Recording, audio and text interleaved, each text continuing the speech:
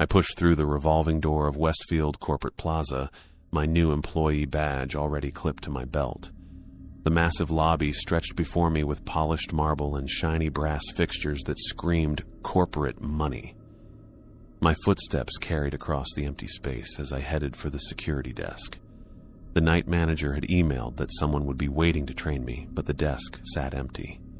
I checked my watch, 9:50 p.m. I was early, but not by much. "Hello?" I called out, my voice bouncing off the high ceiling. I needed this job to work out. My last position had disappeared when the tech startup I worked for went under, taking my savings with it. 3 months of unemployment had drained my bank account, and my landlord wasn't the patient type. When the staffing agency called with this night security position, no experience needed, above average pay, I jumped at it. The elevator dinged behind me, and I turned to see a man shuffle out. He wore the same navy blue uniform I had on, but his looked like he'd slept in it for days. Actually, he looked like he hadn't slept at all.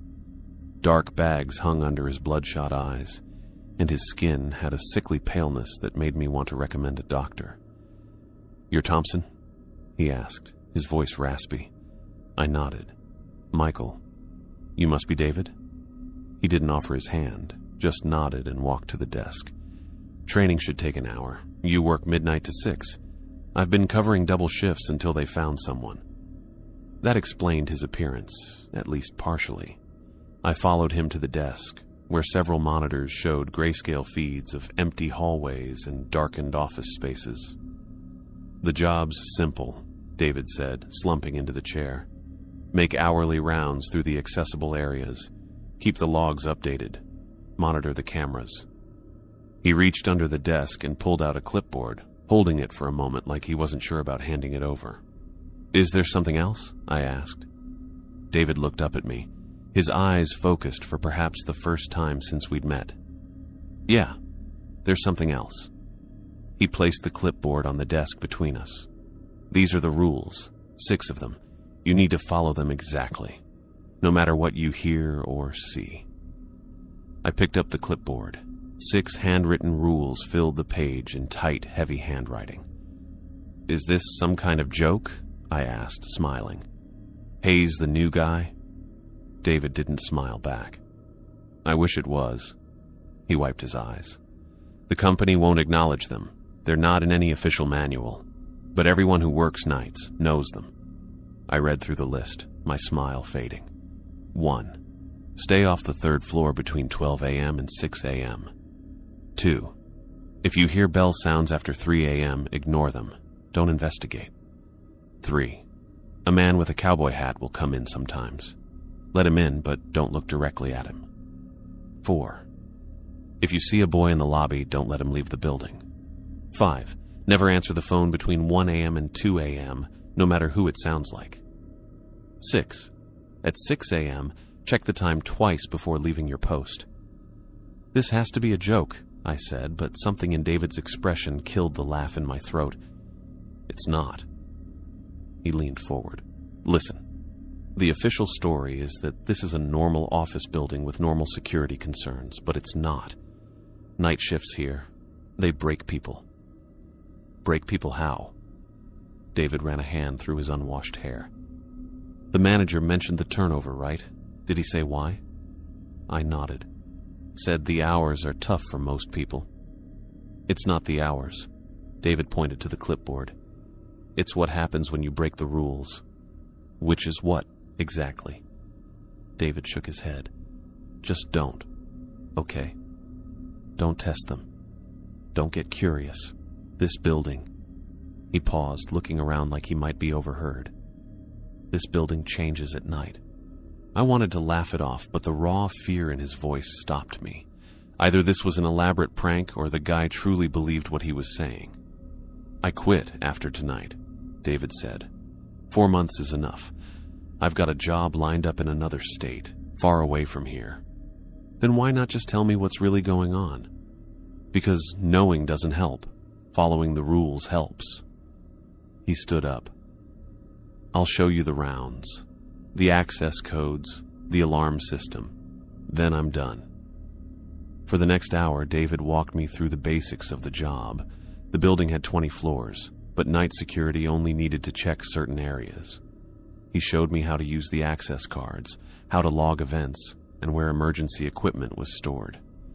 Through it all, he kept glancing at his watch, like he couldn't wait to leave.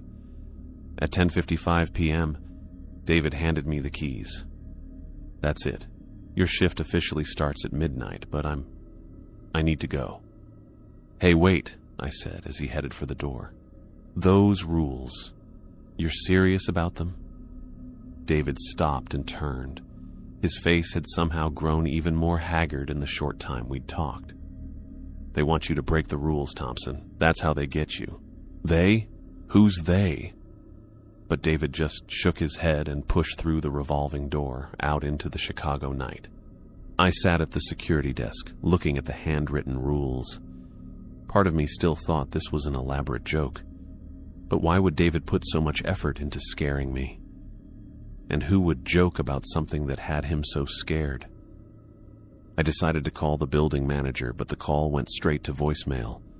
I left a message asking about the special rules for night security, trying to sound professional instead of worried. To keep busy, I made my first round of the building. The lobby level had a coffee shop, closed and dark now, and a few high-end retail spaces. The second floor had a gym for the building's tenants and more office space. As I climbed the stairs to the third floor, I remembered the first rule: stay off the third floor between 12 a.m. and 6 a.m. It was only 11:15, so technically the rule didn't apply yet. I pushed through the door into another corridor of darkened offices, this one belonging to a law firm according to the directory. Nothing seemed unusual, just empty offices with city lights shining through the windows. I completed my round of the authorized areas and returned to the desk. The clock read 11:40 p.m. 20 minutes until my official shift started. I reviewed the security logs from previous nights. Most were pretty boring. Doors left unlocked, maintenance requests, routine checks. None mentioned anything unusual. If the night shift was as strange as David suggested, why wasn't it documented? At 11:50, I noticed the temperature dropping. At first, I thought it was just the building's automated climate control switching to night settings, but it kept getting colder. I could see my breath by 11:55. The building started making noises too. Not the usual settling sounds of a large structure, but something that seemed intentional. Creaks and groans that seemed to move across the ceiling. I told myself it was just the heating system or normal building sounds made louder because I was nervous. But it didn't help. As the minute hand on the lobby clock approached midnight, I checked the security monitors again. The third floor camera, which had been showing an empty hallway earlier, now showed nothing but static. I leaned closer to the screen, trying different settings to clear the image. Nothing helped. Just as the lobby clock struck midnight, the static cleared for a split second, and I could have sworn I saw something moving in that hallway. Something tall and strange looking. But then the static returned, and I was left wondering if I'd seen anything at all. I tried fixing the monitor settings, hoping to clear up the image, but nothing worked. My stomach growled, reminding me I hadn't eaten since lunch.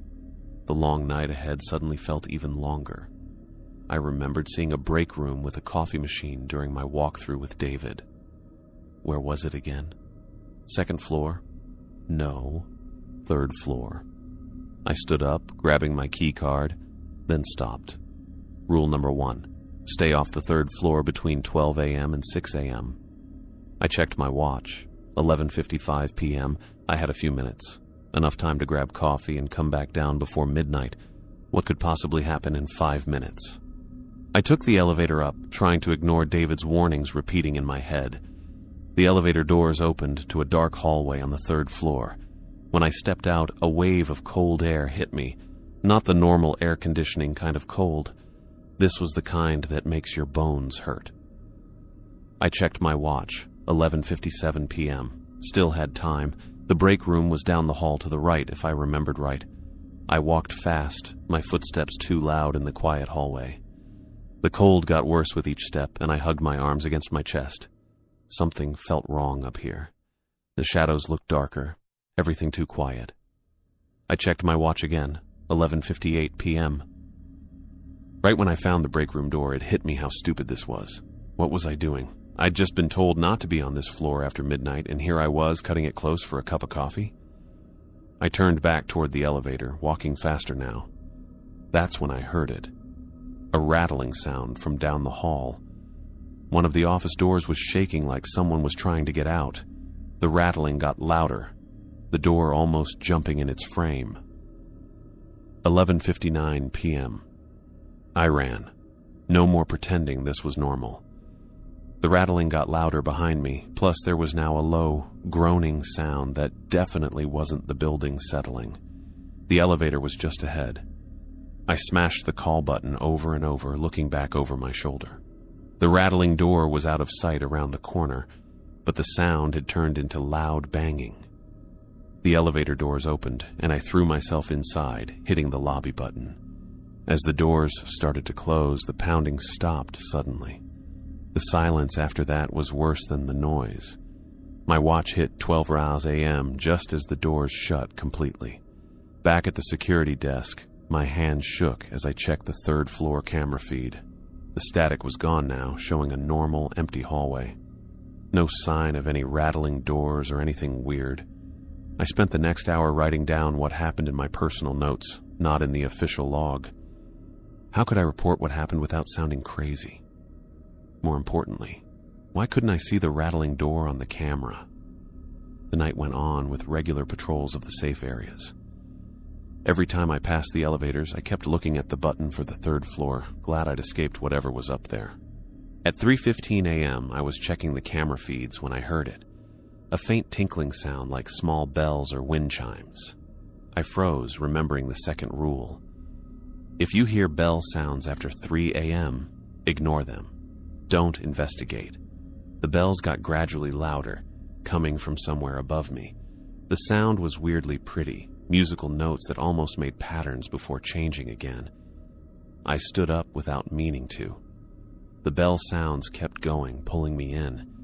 They seemed to be calling just to me. My feet took me toward the elevator. My head felt foggy, unclear. All I knew was that I needed to find those bells, to see what was making that pretty sound.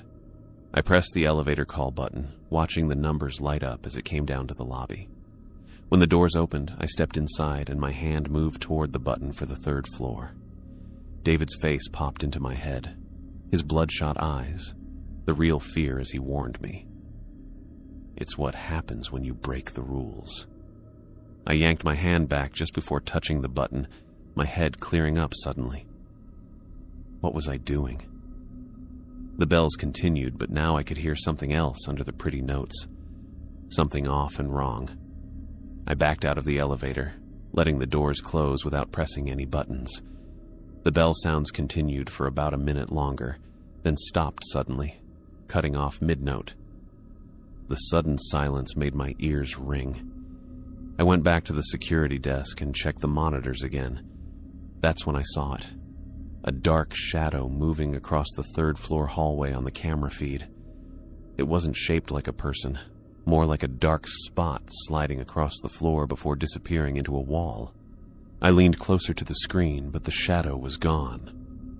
Did I imagine it? The third-floor hallway was empty again, normal under the fluorescent lights. I grabbed the clipboard with the rules, reading them again. David wasn't joking or exaggerating. The rules were real, and I'd almost broken 2 of them in one night. I spent the rest of my shift jumpy and nervous, freaking out at every sound. But nothing else weird happened before morning. While waiting for my replacement to show up, I couldn't stop thinking about what might have happened if I'd been on the third floor when the clock hit midnight, or if I'd followed those bell sounds. David's words stayed with me. They want you to break the rules. That's how they get you. I was starting to understand who or what they might be. The night had settled into a quiet rhythm. I'd completed my 4 a.m. round and checked all the security feeds. Nothing unusual in the areas I could monitor. The third-floor camera was still showing static, but I wasn't about to go up there to fix it. I leaned back in the desk chair, rubbing my eyes. 2 hours to go until my shift ended. The coffee from the second-floor break room wasn't doing much to keep me alert anymore, and each minute crawled by with excruciating slowness. The building had gone quiet again. No more strange sounds, no temperature drops, no static-filled monitors except for the third floor. Maybe the worst was over for tonight. The lobby clock showed 4:30 a.m. when I heard the front doors open. The sound made me sit up straight, instantly alert. I wasn't expecting anyone at this hour. A tall figure came in, moving weirdly smooth across the marble floor. He wore a wide-brimmed cowboy hat that covered most of his face. I immediately remembered the third rule. A man with a cowboy hat will come in sometimes. Let him in, but don't look directly at him. My eyes dropped to my desk as he came closer. I stared at the monitor in front of me, suddenly feeling nervous. I could see him out of the corner of my eye. Something about him seemed off. His arms hung too low at his sides, and his posture was way too stiff, too perfect. "Evening," he said, his voice so deep it seemed to vibrate through my chest rather than my ears. "Working late tonight?" It wasn't a question. I nodded, keeping my eyes fixed on the desk. "Yes, sir." The man stood silently at the desk. He didn't move at all, no moving of weight, no breathing I could notice. The silence stretched out uncomfortably. I felt his attention on me, making it hard to breathe. The urge to look up was almost too much. Every instinct told me to make eye contact, to see who I was talking to. My eyes started to drift upward before I caught myself and looked back down at the desk. "I need to go up," the cowboy hat man said after what felt like minutes of silence. I reached for the elevator control panel at the desk, still keeping my eyes averted. "Which floor, sir?" No answer came. I risked a quick look at his hand as he put it on the counter. His fingers were too long. The joints bent at weird angles that made my stomach turn. I quickly looked away again. I pressed the elevator call button, and the doors opened with a quiet ding that felt too loud in the silent lobby. The man walked to the elevator, moving in a weird way that didn't look right. As he went in, he turned back toward me. "Smart boy," he said as the doors closed. "Not many make it past me." The doors sealed shut, and I exhaled hard. My shirt was damp with sweat, and my hands trembled as I turned to the security monitors. I checked each floor's camera feed, trying to spot the cowboy hat man, but he didn't appear on any screen. Not on the second floor, not in any of the stairwells, not even in the elevator camera. It was like he disappeared when the doors closed. For 30 minutes, I watched the monitors. The building remained quiet, but the temperature had dropped again, cold enough that I could see my breath. I rubbed my arms, trying to warm up as I looked through each camera feed over and over. At exactly 5 a.m., the elevator dinged again. I watched on the lobby camera as the doors opened to reveal an empty car. No one got out. The doors stayed open for a long moment before closing again. Almost immediately, the cold began to go away. Within minutes, the temperature returned to normal, and I no longer needed to hug myself for warmth. I pulled out the visitor log, curious if this strange visitor had been documented before. Flipping back through the pages, I found entries for a CH man signed in at various times over the past month. Sometimes at 2 a.m., sometimes at 4 a.m., once at 3:15 a.m. Every entry was written in the same spidery handwriting. What caught my attention was that while there were sign-in times noted for every visit, there wasn't a single sign-out time recorded. Not one. I turned further back in the log, checking older entries. The pattern continued for 3 months.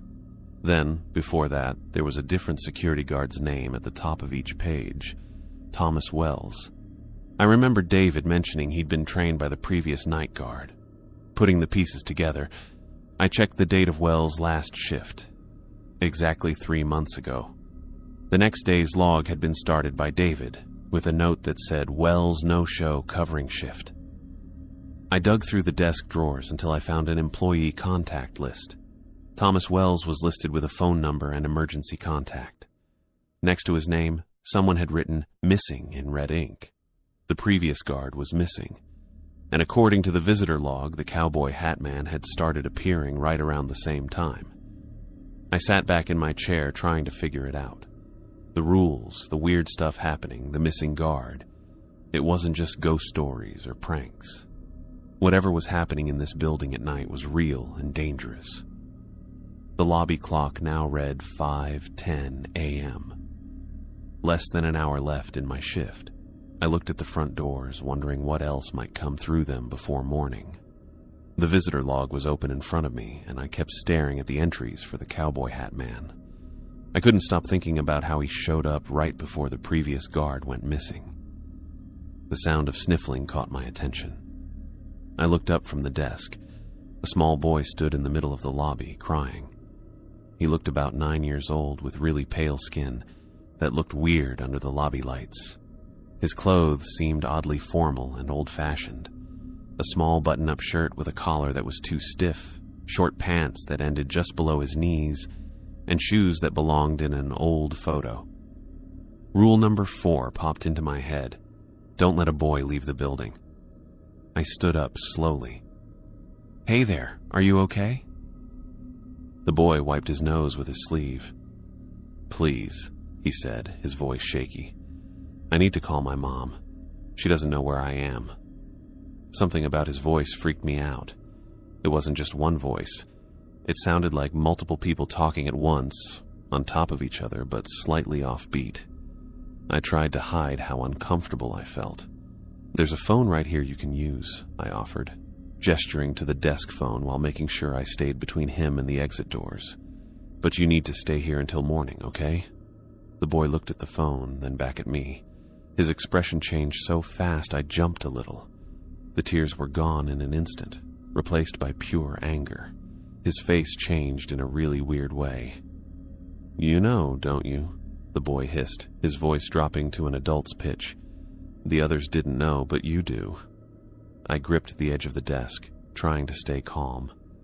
"I know you need to stay in the building, that's all." The boy began backing away from me, his movements jerky and unnatural. His head tilted at an angle that looked painful, while his arms hung stiffly at his sides. Each step was marked by a slight pause, like a film missing frames. "Just let me leave," he said, his voice switching back to a child's pleading tone. "Please, I'm scared. I want to go home." I stayed where I was, keeping myself between him and the exit. "I can't do that. I'm sorry."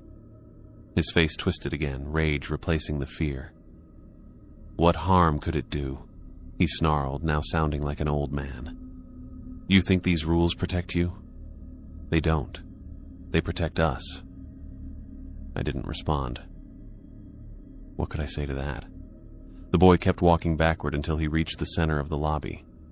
"You'll make a mistake eventually," he said, his voice now a whisper that carried across the lobby. "Everyone does. And when you do..." The elevator dinged behind me. The boy's eyes got big with fear. His mouth opened like he wanted to scream as he stared past me at whoever was coming out of the elevator. I turned a bit, keeping an eye on the boy while looking back. The guy in the cowboy hat stepped out, way too tall for normal. I quickly looked away from him, remembering Rule 3. The boy let out a scream. It didn't sound human at all. It started high-pitched, then dropped into this deep roar that filled the whole lobby. My teeth buzzed from it, and my ears hurt bad. The boy turned and ran toward the dark reception area across the lobby, moving super fast. I couldn't see him in the dark anymore. Without thinking, I reached for the light switch on the wall beside me and flipped it on. Bright fluorescent lights lit up the reception area. It was empty. The boy had vanished. I didn't move, my hand still on the light switch. Behind me, I heard the cowboy hat guy walking slowly across the lobby to the front entrance. I kept looking at the floor as he walked by. He stopped at the door. I saw him turn a little bit toward me from the corner of my eye. He tipped his hat, then went through the revolving door and outside, where it was still dark. I stayed by the light switch for a few minutes until I calmed down. The lobby was quiet again, like nothing happened. No sign that either of them had been there except in my memory. The digital clock on the security desk read 5:58 a.m. 2 minutes until my shift ended. I watched the red numbers, my backpack already at my feet, ready to bolt as soon as the clock struck 6.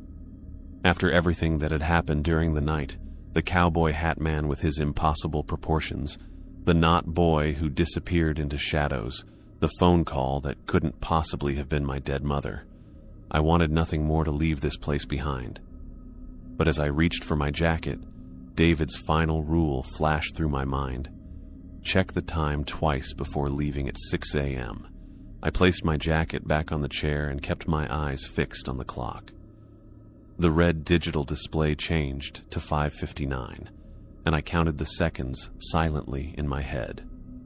When the numbers finally changed to 6 gao, I sighed with relief. My first night was officially over. I grabbed my backpack and stood up. Then I glanced at the clock again. It read 5:59. I blinked hard, certain I'd misread it. But the numbers remained unchanged, 5:59. I looked at my watch, which showed 6 a.m. exactly. The clock had gone backward. The air in the lobby changed. The usual subtle sounds of a large building, the buzz of electricity, the distant gurgle of pipes, the whisper of the ventilation system, all stopped. The silence felt heavy and thick. I set my backpack down and sat back in my chair, keeping my eyes on the clock. David's rule made sense now. If I had left at what appeared to be 6 a.m. the first time, what would have happened? I didn't want to find out. The clock ticked over to 6 again. I waited, counting to 60 in my head, making sure the time didn't revert once more. When it remained at 6 gao for a full minute, I began to reach for my things. The lights blinked, once, twice, 3 times, plunging the lobby into momentary darkness with each pulse. My attention shot to the security monitors. What I saw made me freeze. On each screen, in different parts of the building, stood figures looking directly into the cameras. The boy from earlier was in the second-floor hallway, his face stretched into an impossible grin. The cowboy hat man stood in the stairwell, his head tilted up toward the camera. There were others too, people or things I hadn't encountered yet. A woman in what looked like a 1940s nurse uniform stood in the parking garage, her face covered by shadows except for a wide smile. An old man in a janitor's uniform positioned himself in the eastern corridor, his eyes completely black. In the mailroom, something that resembled a large dog sat on its haunches, but its proportions were wrong. Its front legs too long, its neck bent at an unnatural angle. Every single one of them stared directly at me through the cameras. They knew I was watching them. They wanted me to know they were watching back. The phone rang. I didn't move. It was past 2 a.m. now, so technically the 5th rule no longer applied. But after what had happened earlier, I had no intention of answering that phone ever again, regardless of the time. The temperature dropped so quickly that my breath clouded in front of my face. The cold bit through my uniform, making my teeth chatter. Frost began to form on the lobby windows again, crawling across the glass in fractal patterns. The ringing stopped after 8 rings, but nothing else changed. The figures on the monitors remained motionless, staring. The silence hung heavy in the air. Minutes passed. 5, 10, 15. I couldn't feel my fingers anymore, but I didn't dare move. Something told me that movement of any kind would be dangerous now. This was a test, the final test of the night. On the monitors, the figures began to move, not toward their respective cameras, but toward the lobby. The boy skipped down the hallway toward the elevator. The cowboy hat man climbed the stairs upward. The nurse walked toward the service entrance. The janitor moved toward the main corridor that connected to the lobby. The dog thing bounded out of frame. They were coming for me. The clock still read 6 Siri. My watch now showed 6:22 a.m. Time in the building had stopped, but the real world outside continued on. I gripped the edges of my chair, my knuckles white. I could run. The front doors were only 30 feet away, but something told me I wouldn't make it. Not with time frozen at 6 a.m., not with them converging on the lobby. The lights blinked again, longer this time, leaving me in darkness for several seconds before returning. When they came back on, the monitors showed empty hallways. All the figures had disappeared from view. I felt panic rising in my chest. They were close now, maybe already in the lobby with me, hidden in the shadows. The digital clock suddenly jumped from 6 to 6:30 a.m. The change was instant. No gradual progression through the minutes.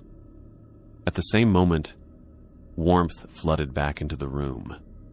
The frost on the windows melted away.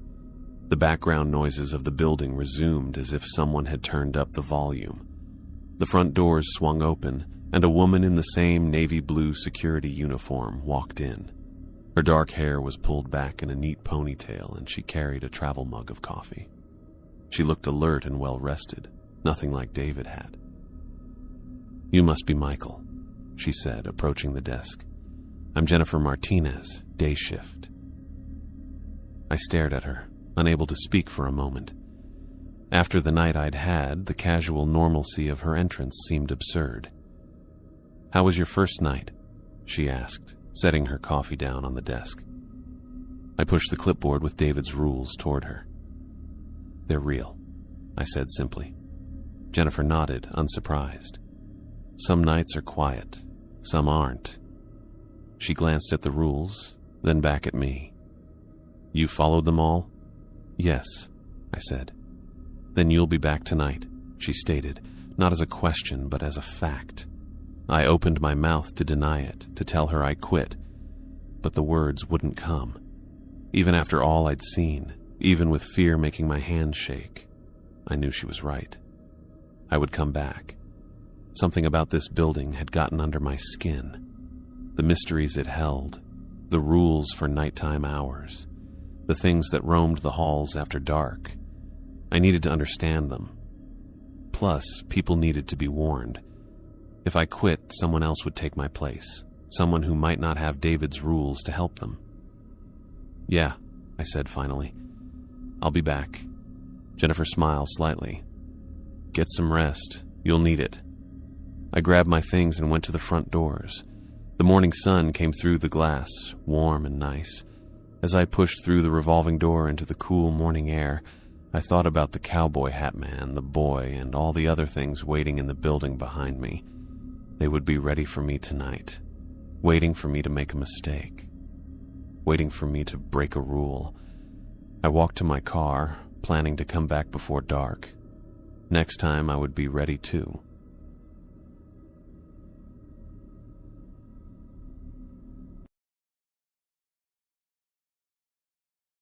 I pulled into the Mammoth Hot Springs Ranger Station parking lot with my windows down, letting the cool mountain air fill the cab of my truck. The drive from Minneapolis had taken 2 days, and every mile west had felt like putting more distance between me and the mess I'd left behind. The Yellowstone job posting had seemed like exactly what I needed: isolated, purposeful, a chance to help people while staying away from crowds and complications. The parking lot was mostly empty at 7 in the morning, just a few government vehicles with Park Service logos. I grabbed my paperwork from the passenger seat and checked my reflection in the rearview mirror. Clean shave, short hair, the kind of presentation that said I could follow orders and wouldn't cause problems. That was the goal anyway. The ranger station was a low stone building that looked like it had been here since the park's founding. Inside, fluorescent lights buzzed over a reception area with wooden benches and wildlife posters covering the walls. A woman in her mid-40s stood behind the counter, auburn hair pulled back in a practical ponytail. Her Park Service uniform was pressed and professional, but she had the kind of weathered hands that said she'd spent real time outdoors. "Bruce Rue?" She looked up from a stack of paperwork as I approached. "Yes, ma'am, reporting for orientation." "Summer Bailey, park supervisor." Her handshake was firm, businesslike. "Welcome to Yellowstone. How was the drive?" "Long but good. Beautiful country out here." "It is that." She pulled a manila folder from beneath the counter. "We'll get you processed and out on patrol. Coffee? I'm fine, thank you.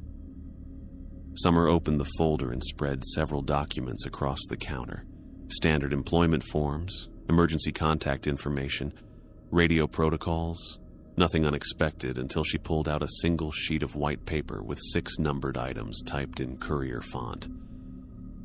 These are our local protocols, she said, sliding the paper toward me. Every ranger working this section needs to follow them exactly. I picked up the sheet and read the first rule. If you encounter a bear walking backward, do not make eye contact. Continue your patrol route without stopping or alerting dispatch. The words didn't make sense together. I read it again, then looked up at Summer. Walking backward?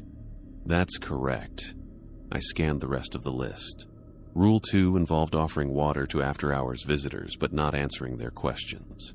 Rule 3 required specific patrol timing after sunset. Rule 4 stated that if I heard a child crying in the wilderness, I should not investigate under any circumstances.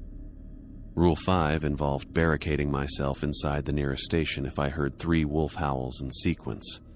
Rule 6 instructed me to drive away immediately if I encountered 3 or more people sitting together outdoors. Ma'am, I have to ask, is this some kind of new employee hazing? Summer's expression didn't change. No smile, no acknowledgement that the rules were unusual. These protocols have been developed over years of experience in this area. They're not negotiable. But a bear walking backward? Wildlife behavior can be unpredictable, especially in thermal areas where the ground affects their movement patterns. Her tone stayed level, professional. The important thing is following the protocols exactly as written.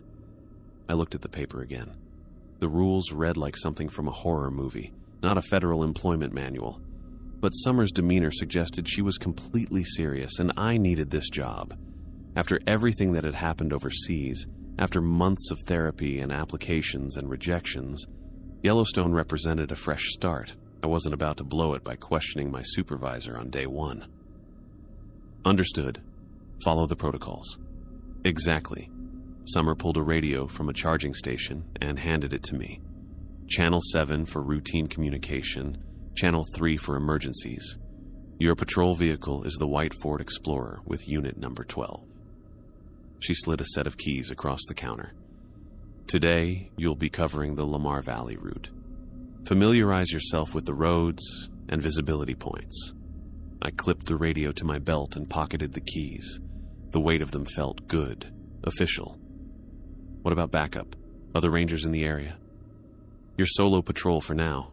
Radio check every 2 hours. Summer gathered the employment paperwork. Any other questions? Several dozen, actually, but I could hear the finality in her voice. No, ma'am. I'll get started. Bruce? She looked at me directly for the first time since I'd arrived. The protocols exist for good reasons. Follow them exactly. The parking lot was brighter when I stepped outside, though that might have been relief at escaping the fluorescent lights. Unit 12 was easy to spot, a white Explorer with government plates and a light bar on the roof. The interior smelled like coffee and stale air freshener, with a laptop mounted between the seats and a clipboard of forms secured to the dashboard. I adjusted the seat and mirrors, then spread a park map across the steering wheel. The Lamar Valley route covered the northeast section, a loop that would take me through some of the most remote parts of the park. Perfect for getting my bearings without dealing with tourist crowds. The radio crackled as I started the engine. Unit 12, radio check. I picked up the handset. Unit 12, operational. Copy. Have a good patrol. The drive out of Mammoth Hot Springs took me through terrain that shifted from high desert to mountain forest. Traffic was light. A few early morning photographers heading toward wildlife viewing areas. I passed several other Park Service vehicles, the drivers raising their hands in acknowledgement. Normal, professional interactions that helped settle the unease from Summer's briefing. The Lamar Valley opened up ahead of me like something from a nature documentary. Rolling grassland stretched between forested ridges, with the Lamar River winding through the middle distance. Bison grazed in scattered groups, and I spotted what might have been elk near a distant tree line. This was why I'd wanted the job. Space, wildlife, the kind of natural beauty that made human problems seem manageable. I drove slowly, checking turnouts and trail access points. The radio stayed quiet except for occasional chatter from other units. Around 10 o'clock, I pulled over at a scenic overlook to update my patrol log. The valley spread out below me, peaceful and vast. Maybe the weird rules were just Summer's way of testing how well I'd follow orders. Military experience had taught me that every organization had its quirks and unofficial procedures. 3 hours into patrol, I was driving a winding section of road that followed the valley's northern edge. Dense forest pressed close to the asphalt, with occasional glimpses of meadows between the trees. I'd settled into the rhythm of the route, enjoying the solitude and the steady background chatter on the radio. That's when I saw the bear. It was moving down a steep hillside about 50 yards from the road, a massive grizzly with dark brown fur. But something was wrong with its movement. Instead of walking normally down the slope, it was backing down, rear legs first, front paws feeling for purchase behind it. The motion looked deliberate, controlled, like it was performing some kind of elaborate dance. I slowed the vehicle, trying to process what I was seeing. Bears could walk backward. I'd seen it in zoos when they were playing or avoiding something, but this looked different, purposeful. The grizzly moved with careful precision, never looking where it was going, as if the backward motion was completely natural. The first rule flashed through my memory. If you encounter a bear walking backward, do not make eye contact. I forced myself to look away from the bear and focus on the road ahead. But my peripheral vision caught its movement, and something about the animal's posture made my skin crawl. It wasn't just walking backward, it was watching the road, watching me. I pressed the accelerator, increasing speed without being obvious about it.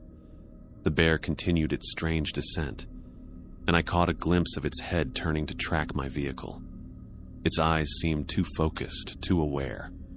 Most wild animals would have fled at the sound of the engine, but this one kept moving backward down the slope, like my presence was exactly what it expected. The road curved away from the hillside, blocking my view of the bear. I checked the rearview mirror but couldn't see anything through the trees. My hands had tightened on the steering wheel without me realizing it, and I made a conscious effort to relax my grip. Just a bear with odd behavior. Maybe it had been injured and couldn't turn around normally. Maybe the thermal activity in the ground was affecting its movement. There had to be a logical explanation, even if Summer's rule had made the encounter feel significant. I continued the patrol route, but the image of the backward walking grizzly stayed with me. The way it had watched my vehicle, the deliberate nature of its movement. The coincidence of encountering exactly the scenario described in Rule 1 on my first day. Nothing about it felt random. The radio stayed quiet for the rest of my shift. I completed the loop through Lamar Valley, checked in with dispatch at the required intervals, and filed a routine patrol report that made no mention of unusual wildlife behavior. By the time I returned Unit 12 to the motor pool, the sun was setting behind the mountains. Employee housing was a cluster of small cabins about a mile from the main administrative area. My assigned quarters turned out to be a studio apartment with basic furnishings and a kitchenette, standard government housing, functional but depressing. I'd lived in worse places overseas. I heated a can of soup and sat at the small table with Summer's list of protocols. Reading them again didn't make them any less strange. Rule 4 bothered me the most. Not investigating a crying child went against every instinct I had. Military training had drilled into me the importance of protecting civilians, especially kids. But the rule was explicit. Do not investigate under any circumstances. What kind of place was this where helping a lost child was prohibited? What had happened here to make such rules necessary? I folded the paper and slipped it into my wallet next to my military ID. Tomorrow would bring more patrol shifts, more opportunities to figure out what I'd gotten myself into. Maybe I'd encounter other rangers who could explain the unofficial culture. Maybe Summer would be more forthcoming once I'd proven myself reliable. Outside my window, the mountains were black silhouettes against a star-filled sky. Yellowstone was beautiful, peaceful, exactly what I'd hoped for when I'd applied for the position. But the backward walking bear had left me with questions that wouldn't go away. And Summer's serious demeanor when discussing the protocols suggested they weren't jokes or hazing rituals.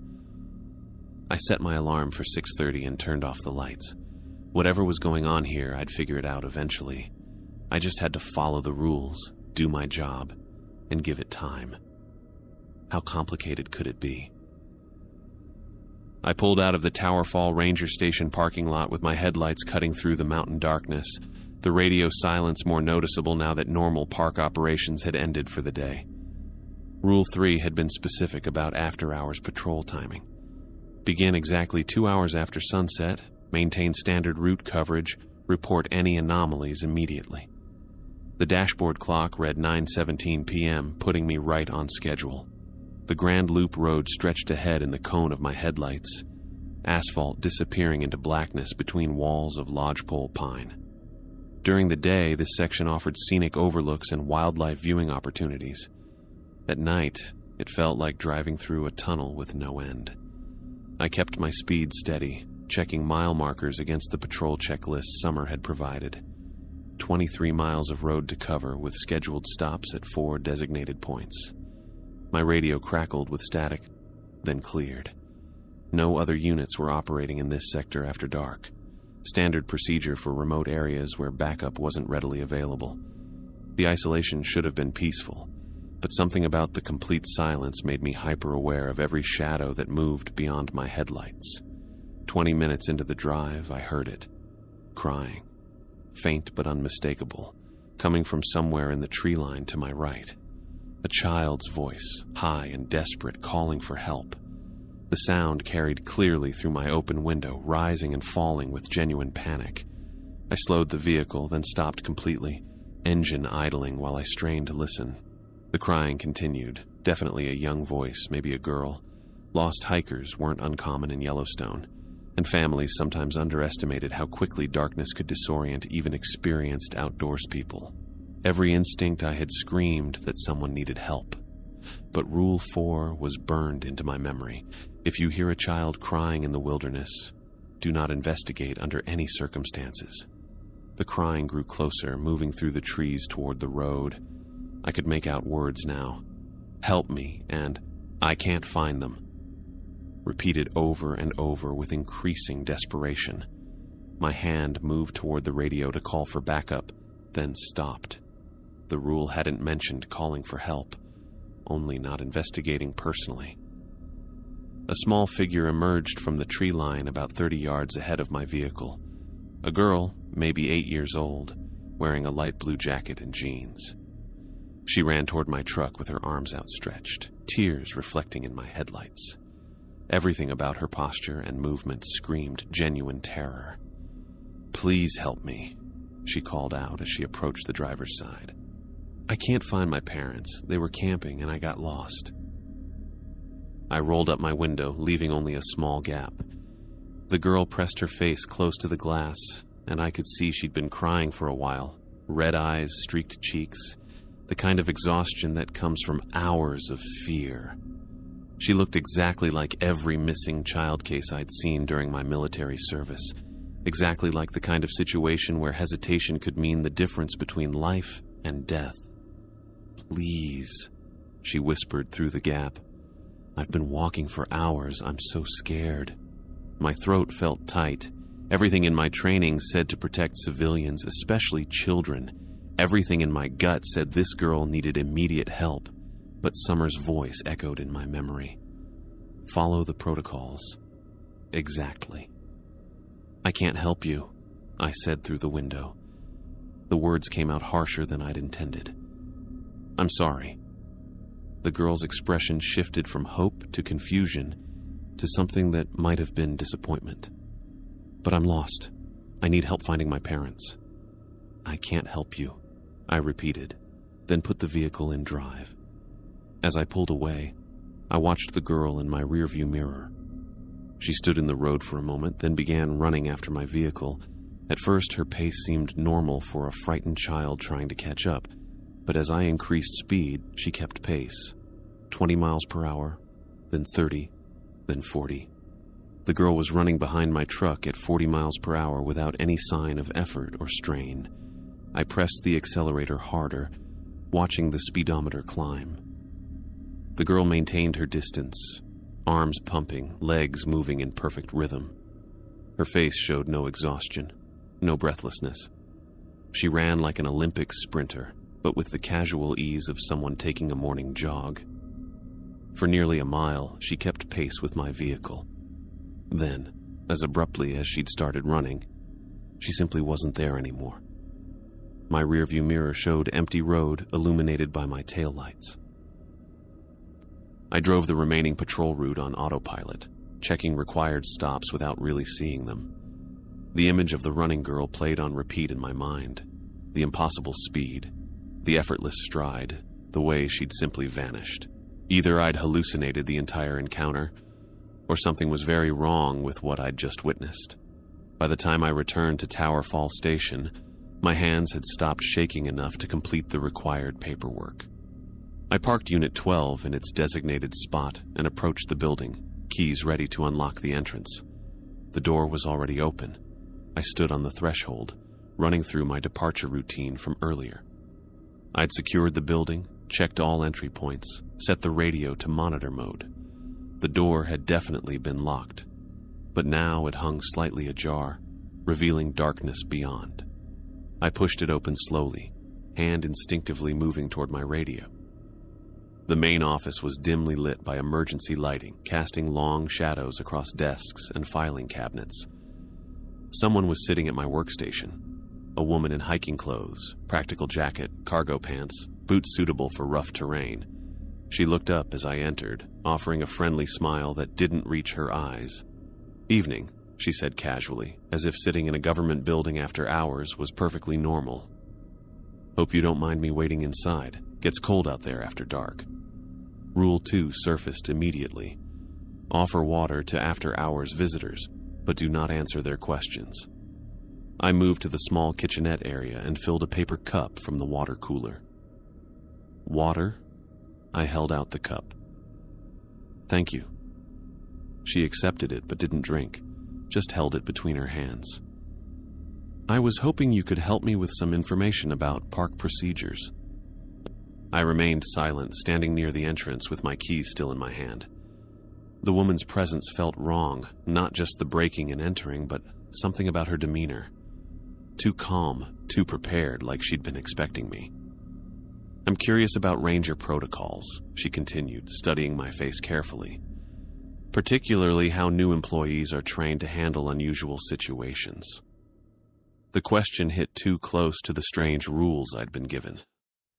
I kept my expression neutral, following Rule 2 by offering no response. "You seem like someone with military experience," she pressed. "The way you carry yourself, how you scan rooms when you enter. What branch did you serve in?" Still no response from me. She tilted her head, watching my reactions like a scientist observing a lab specimen. "It's an interesting career change," she said. "From combat zones to national parks. What made you choose this particular job? This particular location?" The questions felt invasive, too personal for a random visitor. Normal tourists asked about trail conditions or wildlife viewing. They didn't probe into rangers' military backgrounds or career motivations. But Rule 2 was clear. No answers to questions. The woman waited for nearly a minute, then laughed. The sound made my skin crawl, not because it was loud or harsh, but because it carried no genuine humor. It was the kind of laugh someone might practice in front of a mirror, technically correct, but missing something essentially human. "Well," she said, standing up from my desk. "Thanks for the water." She walked toward the door, passing close enough that I caught her scent, not perfume or soap, but something clinical like antiseptic. At the threshold, she turned back. "Have a good rest of your shift," she said, then stepped into the darkness and disappeared. I locked the door behind her, checking the deadbolt twice before moving to the window. The parking lot was empty except for my patrol vehicle. No car, no bicycle, no sign of how she'd arrived or how she planned to leave. The nearest road was 3 miles away, and the terrain between here and there was rough hiking at best. I settled at my desk to complete the patrol report, trying to focus on routine paperwork instead of the evening's encounters. The forms required documentation of mileage, fuel consumption, notable wildlife observations, and interactions with park visitors. I filled in the basics without mentioning running children or uninvited guests, following what seemed to be an unspoken protocol about keeping reports mundane. 30 minutes later, 3 distinct wolf howls echoed across the valley. The sound was unmistakable. Deep, resonant calls that carried for miles in the mountain air. But these weren't the usual pack communications I'd heard during training videos. Each howl came from a different direction, perfectly spaced, almost like signals being passed between positions. Rule 5 flashed through my memory. If you hear 3 wolf howls in sequence, barricade yourself inside the nearest station until dawn. I moved quickly, checking every window latch and door lock. The station had been built for security with heavy frames and reinforced entry points. I wedged chairs under door handles and pulled filing cabinets in front of the main windows. Within 10 minutes, the building was as secure as I could make it. Then I settled in to wait. Strange sounds began almost immediately. Footsteps circling the building. Not the random pattern of wildlife, but deliberate pacing like someone conducting surveillance. Scratching at windows, testing the latches I'd just secured. At one point, something heavy scraped across the roof, moving from one end to the other with mechanical precision. The sounds continued for hours, sometimes fading to nothing before resuming with renewed intensity. I sat at my desk with the radio in my hand, following Rule 5 exactly, waiting for dawn to release me from whatever was prowling outside. I drove back to Mammoth Hot Springs as the first hints of sunrise crept over the mountains, my shift radio crackling with routine morning traffic. The night at Tower Fall Station felt like something from a fever dream. Wolf howls, prowling sounds. Hours of waiting behind barricaded doors. But here I was, heading to the Fishing Bridge Visitor Center for a scheduled meeting with Stephen Norwood, Senior Ranger, as if nothing unusual had happened. The employee schedule board in the main office had listed our 9 a.m. appointment without explanation. Summer had mentioned Stephen during my orientation, describing him as someone with 30-plus years of park experience who could help me understand local procedures. After 2 days of following bizarre rules and encountering things that didn't make sense, I welcomed the chance to talk with a veteran ranger who might provide some context. Fishing Bridge sat along the northern shore of Yellowstone Lake, a collection of buildings that served as both visitor services and administrative hub for the Lake District. I found Stephen's patrol vehicle in the parking lot, an older Ford Explorer with faded paint and equipment racks that suggested serious field use. Through the visitor center windows, I spotted a tall man in ranger uniform, examining wall displays with the unhurried attention of someone killing time. Stephen Norwood looked exactly like central casting would order for experienced park ranger. Graying blonde hair, weathered face, the kind of relaxed posture that came from decades of outdoor work. He turned as I entered, offering a firm handshake and the sort of genuine smile that immediately put people at ease. Bruce, right? Heard we got a new guy. Steve Norwood. His voice carried a slight Montana drawl. How you settling in? Still learning the ropes, but getting there. Always takes time. Different animal than most federal jobs. He gestured toward the lake beyond the windows. Coffee? Got a fresh pot in the back office. We settled at a small table overlooking the water, steaming cups between us. Stephen had the manner of someone completely comfortable in his environment, the kind of ranger who tourists trusted instinctively, and who could navigate bureaucracy as easily as wilderness trails. Summer mentioned your military, he said, stirring his coffee. Afghanistan? 2 tours, combat medic. Good background for this work. Helps with the observation skills, staying calm under pressure. Stephen leaned back in his chair. Bet you've seen some interesting wildlife already. Bears, maybe? The question felt casual enough, but something in his tone made me wonder if he knew about my encounter with the backward-walking grizzly. Some. Still learning the behavior patterns. They're fascinating animals, smarter than people give them credit for. Stephen sipped his coffee, watching my face. You know, funny thing happened yesterday. Got a report about a missing kid from one of the camping areas. Little girl, maybe 8 years old, light blue jacket, jeans. Family said she wandered off from their campsite 3 nights ago. My throat tightened. The description matched the crying child exactly. The girl who'd run after my vehicle at impossible speed before vanishing into darkness. But Stephen delivered the information with the same casual tone he'd used to discuss coffee, as if missing children were routine administrative matters. 3 nights ago? I kept my voice neutral.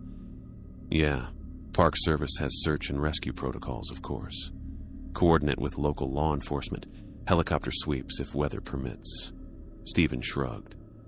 These things usually work themselves out. Kids wander back to camp, turn up at visitor centers. Amazing how far they can walk when they get turned around. He drained his coffee cup and stood up, the conversation apparently finished. No mention of search teams, no urgency about a child missing for multiple days, no request for patrol units to maintain heightened awareness. The casual dismissal felt deeply wrong, but I couldn't articulate why without revealing my own encounter with the girl. Anyway, Stephen continued, main reason I wanted to meet was to go over some local patrol specifics. Summer mentioned you're handling solo routes? Lamar Valley yesterday, Tower Fall last night. Good sectors for getting your feet wet. Today you'll want to cover the Lake District, Fishing Bridge to Bridge Bay, then south toward West Thumb. Scenic route, decent traffic volume, good place to practice visitor interactions. Stephen handed me a route map with checkpoints marked in red ink. The patrol pattern looked straightforward, covering tourist areas and main road access points around Yellowstone Lake's northern shore. Normal ranger duties that had nothing to do with bizarre rules or impossible wildlife behavior. Radio check every 2 hours, standard reports. Questions about anything, just call. Stephen headed toward the door, then paused. Oh, and Bruce, those protocols Summer gave you, they might seem unusual, but they're based on real experience, worth following exactly. He left me alone in the visitor center, staring at the lake through windows that reflected my own uncertain expression. Stephen's casual attitude toward the missing child bothered me more than I wanted to admit. Military training had drilled into me the importance of urgency when civilians were in danger, especially kids. But Stephen had discussed the situation like a routine paperwork issue, something that would work itself out, without intervention. I spent the morning completing the assigned patrol route, checking campground access points and stopping to assist tourists with directions and park information. Normal ranger work that felt almost therapeutic after the strangeness of my first 2 days. Families asked about fishing regulations. Photographers wanted advice about wildlife viewing locations. Hikers requested trail condition updates. Routine interactions that reminded me why I'd wanted this job. But the image of the missing child kept surfacing. A little girl in a light blue jacket, exactly matching the figure I'd encountered on the dark road near Tower Fall. The coincidence felt too significant to ignore, yet Rule 4 had been explicit about not investigating crying children under any circumstances. Either the rule was designed to prevent rangers from helping legitimate missing persons, or something else was happening that I didn't understand. Around 2 in the afternoon, I was driving the southern section of my patrol route when I spotted them. 3 people sat on a bench overlooking Yellowstone Lake, positioned about 50 yards from the road. 2 adults and what appeared to be a teenager. all facing the water with perfect stillness. Even from a distance, their posture seemed wrong, too rigid, too precisely arranged. They weren't talking, weren't moving, weren't engaging in any of the normal behaviors you'd expect from people enjoying a scenic view. As I approached in my patrol vehicle, the teenagers slowly turned to look directly at me. The movement was mechanical, deliberate, like a security camera tracking a target. The teenager's face broke into a wide smile that didn't match their eyes, an expression that looked practiced rather than spontaneous. They maintained eye contact as I drove past, head turning to follow my vehicle's progress. Rule 6 surfaced immediately. If you encounter 3 or more people sitting together outdoors, drive away immediately. I pressed the accelerator, increasing speed without being obvious about it. In my rearview mirror, I watched all 3 figures turn in unison to watch my departure. They moved with synchronized precision, like dancers following choreography, maintaining their fixed positions on the bench while tracking my vehicle until the road curved out of sight. The encounter left me shaken in ways I couldn't explain. Normal tourists didn't sit in perfect stillness for extended periods. Normal people didn't smile at passing rangers with that kind of unsettling intensity. And normal families certainly didn't move with mechanical coordination, as if they were performing rather than simply existing. I completed the remainder of my patrol on autopilot, checking required stops while my mind replayed the scene at the lake. The 3 figures had felt staged, arranged for my benefit like actors hitting their marks, but that interpretation led to questions I wasn't ready to confront, questions about who might be staging such encounters and why. Evening brought relief in the form of routine. I returned my patrol vehicle to the motor pool, filed the required paperwork, and headed to the employee cafeteria at Mammoth Hot Springs for dinner. The dining area was basic but functional, with a handful of tables and a serving line that offered simple meals for park staff. After 2 days of eating alone in my quarters, the prospect of company appealed to me. Johnny Scott was already seated at a corner table when I arrived, picking at a plate of meatloaf and mashed potatoes. I'd met him briefly during orientation, another new ranger, maybe mid-20s, with the nervous energy of someone still adjusting to the job. He looked up as I approached with my tray, offering a tentative smile. "Mind if I sit?" "Please." Johnny gestured to the empty chair across from him. "How's the patrol work treating you?" I settled in with my dinner, grateful for normal conversation. "Learning curve, but getting the hang of it." "You?" "Been here 8 months now." Johnny's hands trembled slightly as he cut his meatloaf, still figuring things out. 8 months. That was longer than I'd expected for someone who still seemed so uncertain.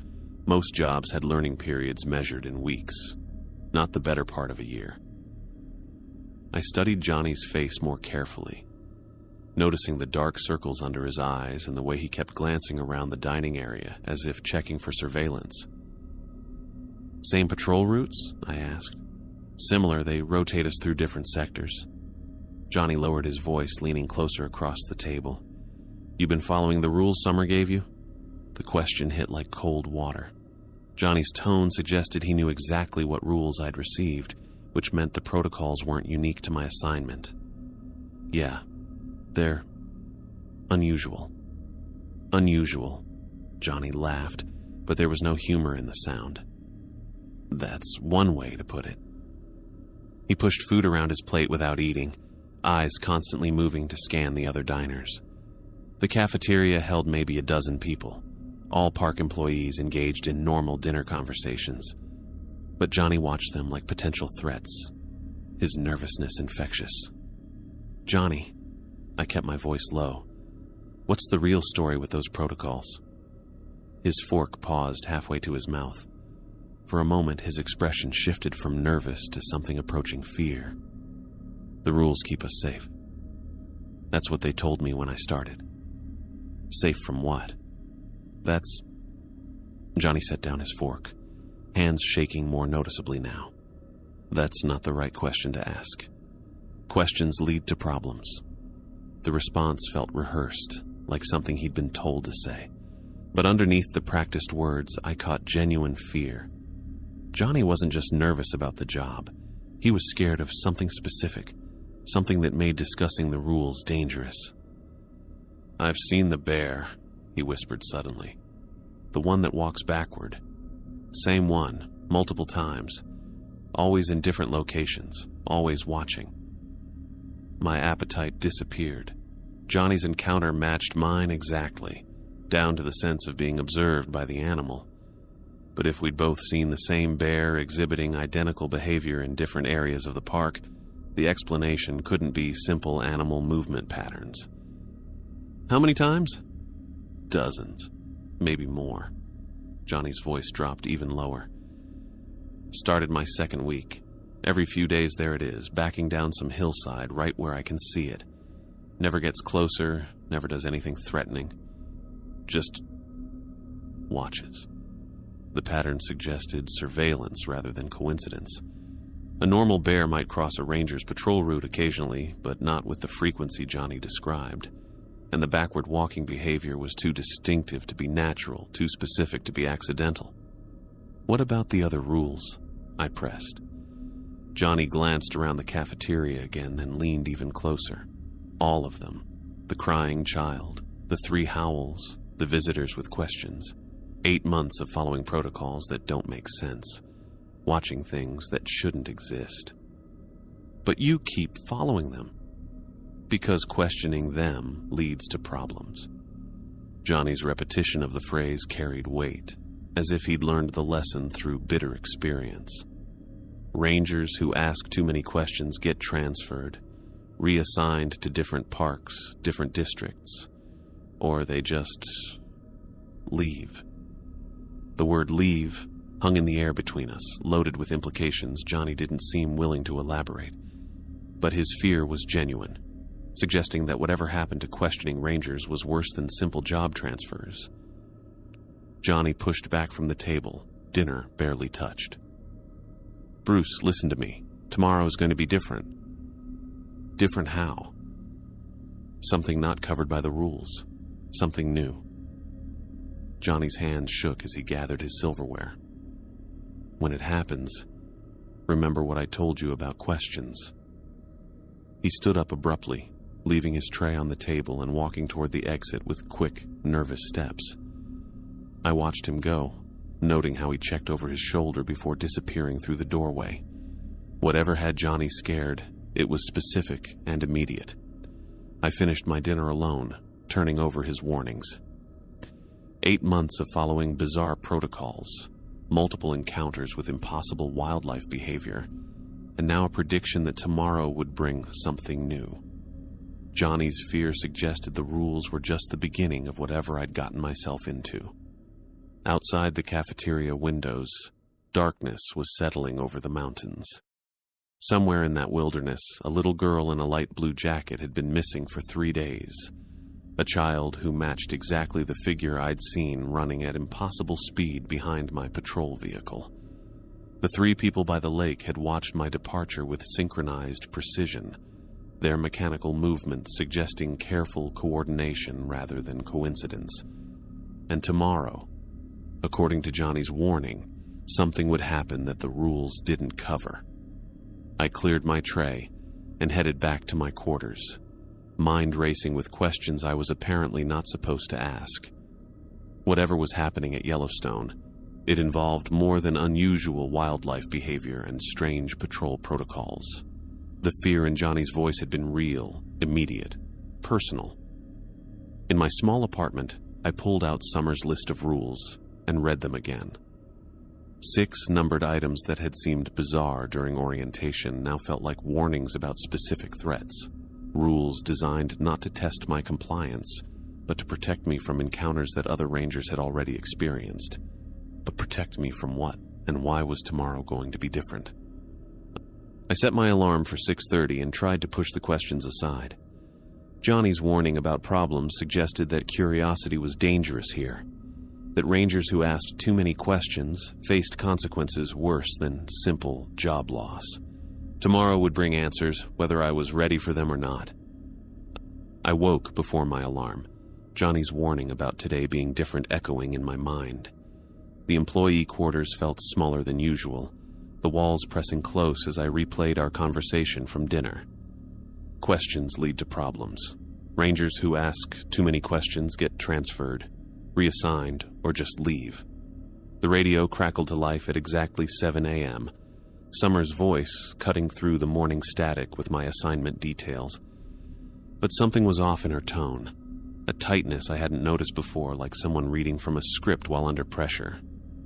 Unit 12, you're assigned to Hayden Valley Patrol today. Southern Loop, standard checkpoints. Radio contact every 2 hours. Copy that. I kept my response neutral, but her delivery felt rehearsed in a way that made my skin crawl. Any specific concerns for the area? A pause longer than necessary. Negative. Routine patrol. Maintain standard protocols. The emphasis on standard protocols carried weight, as if she was reminding me about the rules rather than simply confirming routine procedures. I signed off and gathered my gear, Johnny's words playing on repeat. Something not covered by the rules. Something new.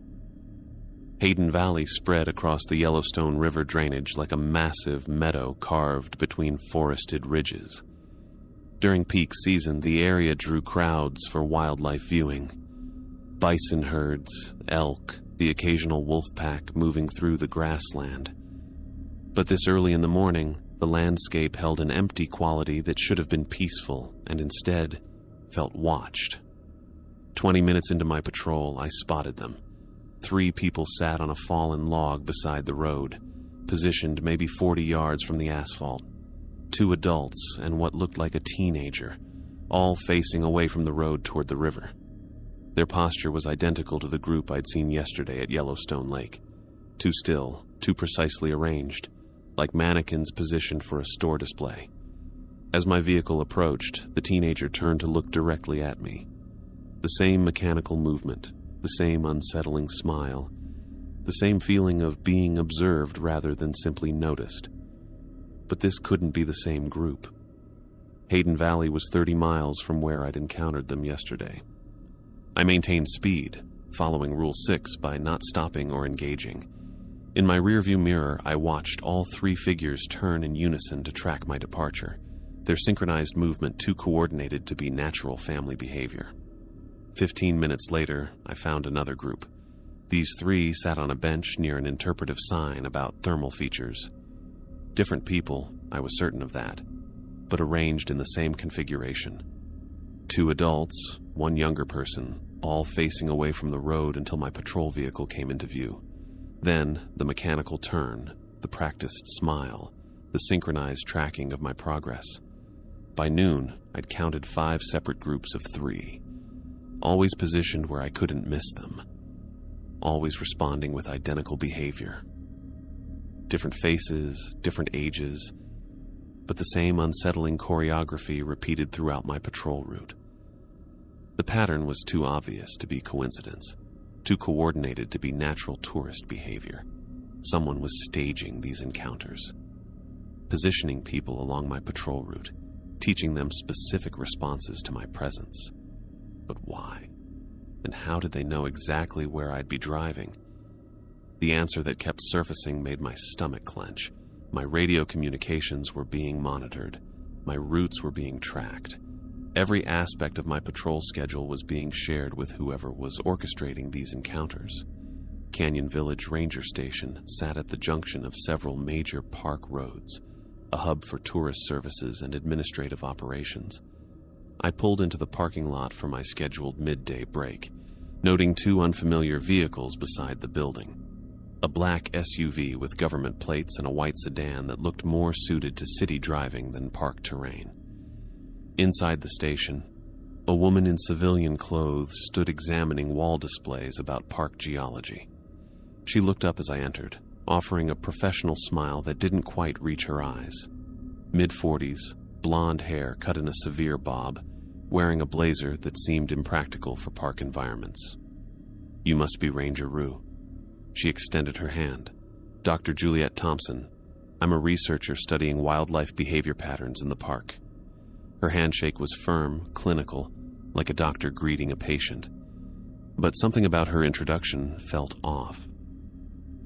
Researchers typically worked through proper channels, coordinated with park administration, operated with official clearance rather than appearing unannounced at ranger stations. Wildlife behavior? I kept my tone neutral. Specifically, how environmental stressors affect animal adaptation. Dr. Thompson studied my face with the intensity of someone conducting a psychological evaluation. I understand you've had some interesting encounters during your first week. The comment hit like ice water. I hadn't discussed my encounters with anyone except Johnny, and those conversations had been private. How did a wildlife researcher know about the backward walking bear, the crying child, the 3 howls at Tower Fall? Standard wildlife observations, I said carefully. Of course. Her smile widened, but the expression felt practiced rather than genuine. I'm particularly interested in your emotional responses to unusual situations, how you've been adapting to the protocols Summer provided. She knew about the rules, not just their existence, but their specific content and my compliance with them. The only way a civilian researcher could have that information was through access to confidential Park Service communications or direct briefings from my supervisors. I follow all assigned protocols. Excellent. Your military background suggests strong discipline and stress tolerance. Dr. Thompson consulted a small notebook.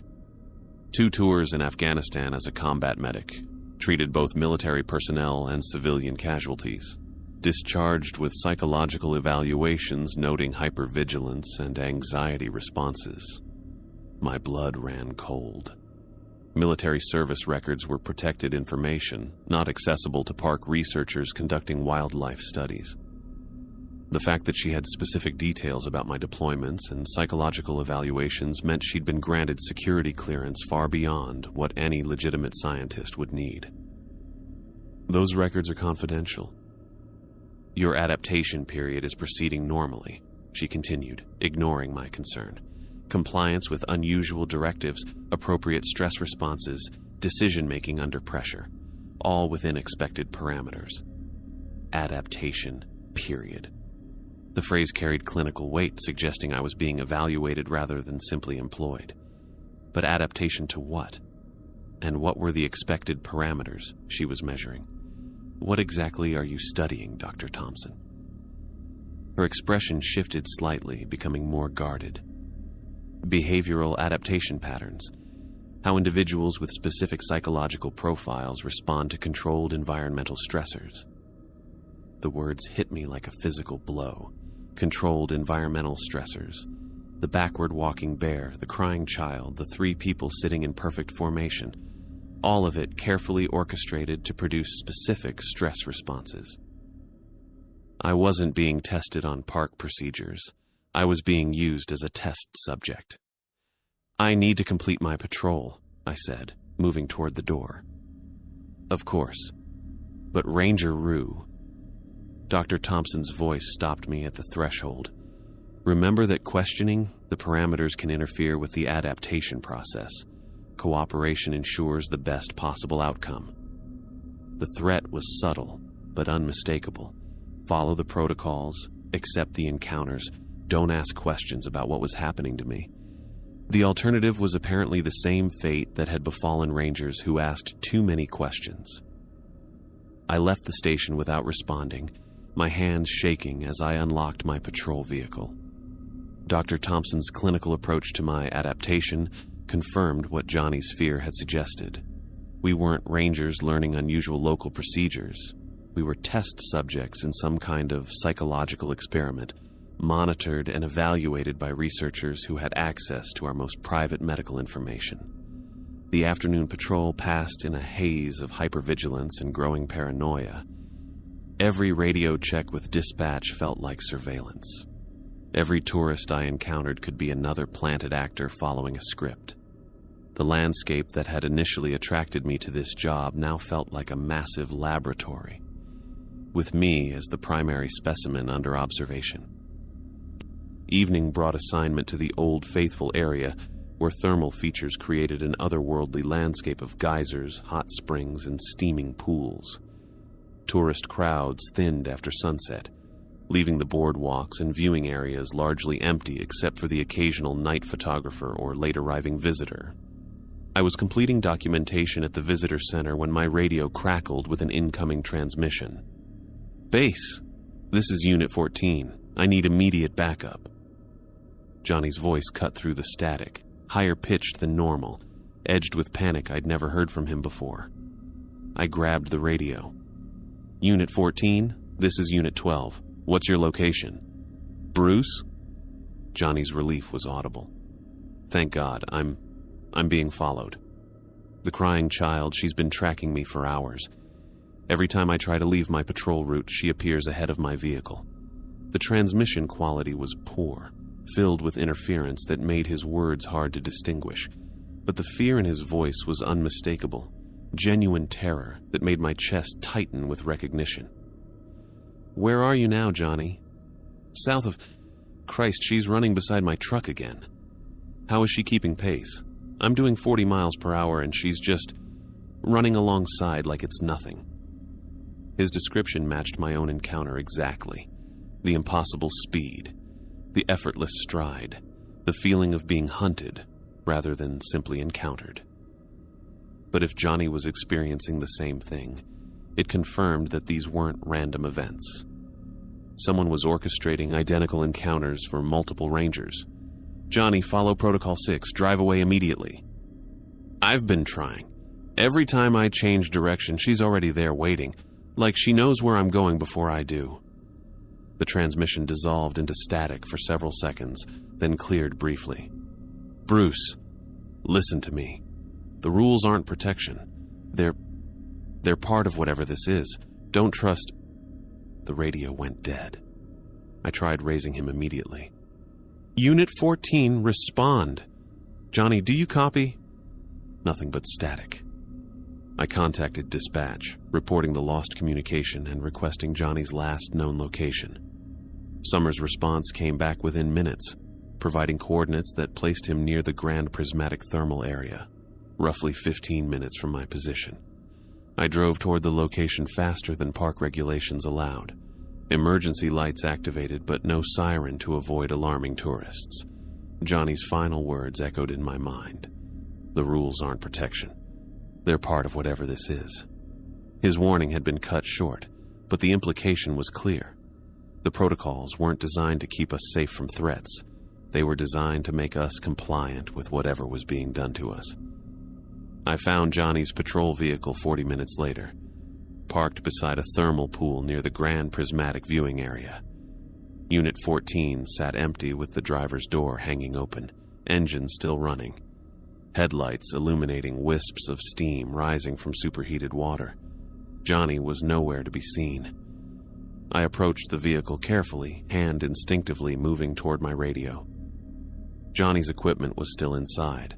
Clipboard, water bottle, the duty belt he never removed during patrol.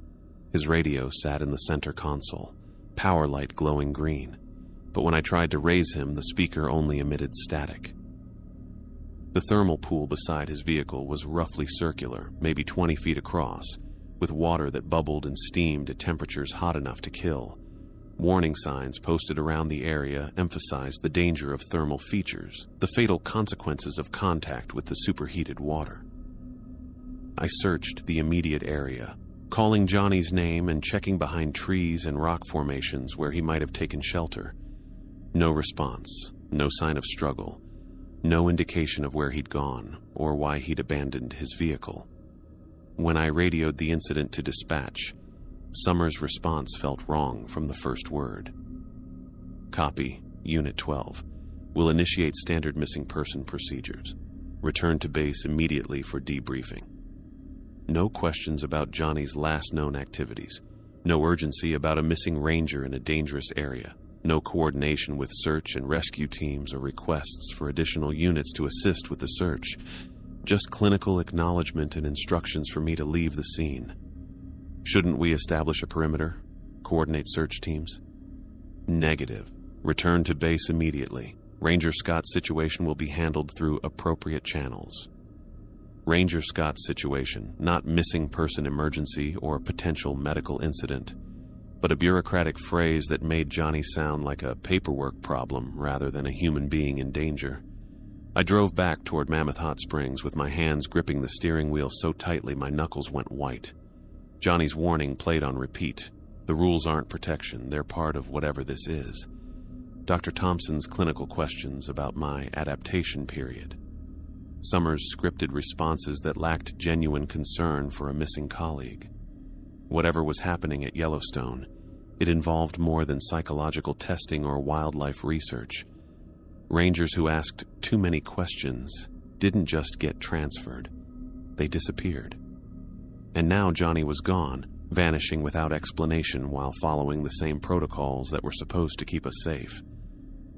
In my rearview mirror, steam continued rising from the thermal pool where I'd found Johnny's abandoned vehicle. The sight filled me with a dread I couldn't articulate, a certainty that whatever had happened to him was connected to the staged encounters, the clinical evaluations, and the growing sense that nothing about my employment was what it seemed. Tomorrow would indeed be different, just as Johnny had warned, because now I knew that questioning the rules might be the only way to survive them. I walked into the Mammoth Hot Springs administrative building at 8:15 the next morning, my patience finally exhausted. Johnny's abandoned patrol vehicle had haunted my sleep, along with his final radio transmission. The rules aren't protection. They're part of whatever this is. Dr. Thompson's clinical questions about my adaptation period had confirmed what I'd been trying to ignore. Something was fundamentally wrong with this place, and I needed answers. Summer looked up from her desk as I entered, coffee mug halfway to her lips. Her expression shifted from routine morning pleasantries to something more guarded when she saw my face. I'd spent the night rehearsing this conversation, preparing for evasion and bureaucratic deflection, but I wasn't leaving without the truth. "Bruce, you're early for your shift. Where's Johnny Scott?" The directness of the question caught her off guard. Summer set down her coffee with careful precision, buying time while she formulated a response. "Ranger Scott has been reassigned. Personnel matters are confidential. His patrol vehicle was abandoned next to a thermal pool. Engine running, door open, no sign of him anywhere." I remained standing, using my height advantage to project authority. "That's not reassignment. That's a missing person emergency. The situation has been handled through appropriate channels." The same clinical phrase she'd used over the radio. But now I could see the tension in her shoulders, the way her hands trembled slightly as she arranged papers on her desk. Summer was nervous, which meant she knew exactly what had happened to Johnny. What appropriate channels? Search and rescue? Local law enforcement? I leaned forward, placing my palms flat on her desk, or the same channels that brought Dr. Thompson to evaluate my stress responses. Summer's face went pale. The mention of Dr. Thompson had hit home, confirming that the wildlife researcher's appearance wasn't coincidental. Summer knew about the psychological evaluations, the clinical interest in my adaptation period, the fact that someone was studying my responses to the bizarre encounters. "I don't know what you're talking about." "Bullshit." Military authority crept into my voice, the tone I'd used to command medics under fire. "A researcher with access to my confidential military records shows up asking about my emotional responses to unusual situations. She knows about the rules you gave me, knows about my compliance with protocols that make no sense. How does a wildlife biologist get that information?" Summer's composure finally cracked. She pushed back from her desk, standing up with movements that were too quick, too defensive. "Bruce, you need to calm down. Johnny tried to warn me before he disappeared, said the rules weren't protection, they were part of whatever this is." I gestured around the office, encompassing the building, the park, the entire situation. "Part of what, Summer? What exactly have you gotten me involved in?" She walked to the office door and turned the lock, sealing us in privacy. When she faced me again, Her professional mask had slipped completely, revealing genuine fear underneath. "You weren't supposed to figure it out this quickly." The admission hit like a physical blow. Summer's words confirmed that there was something to figure out, something deliberate and planned about my experiences.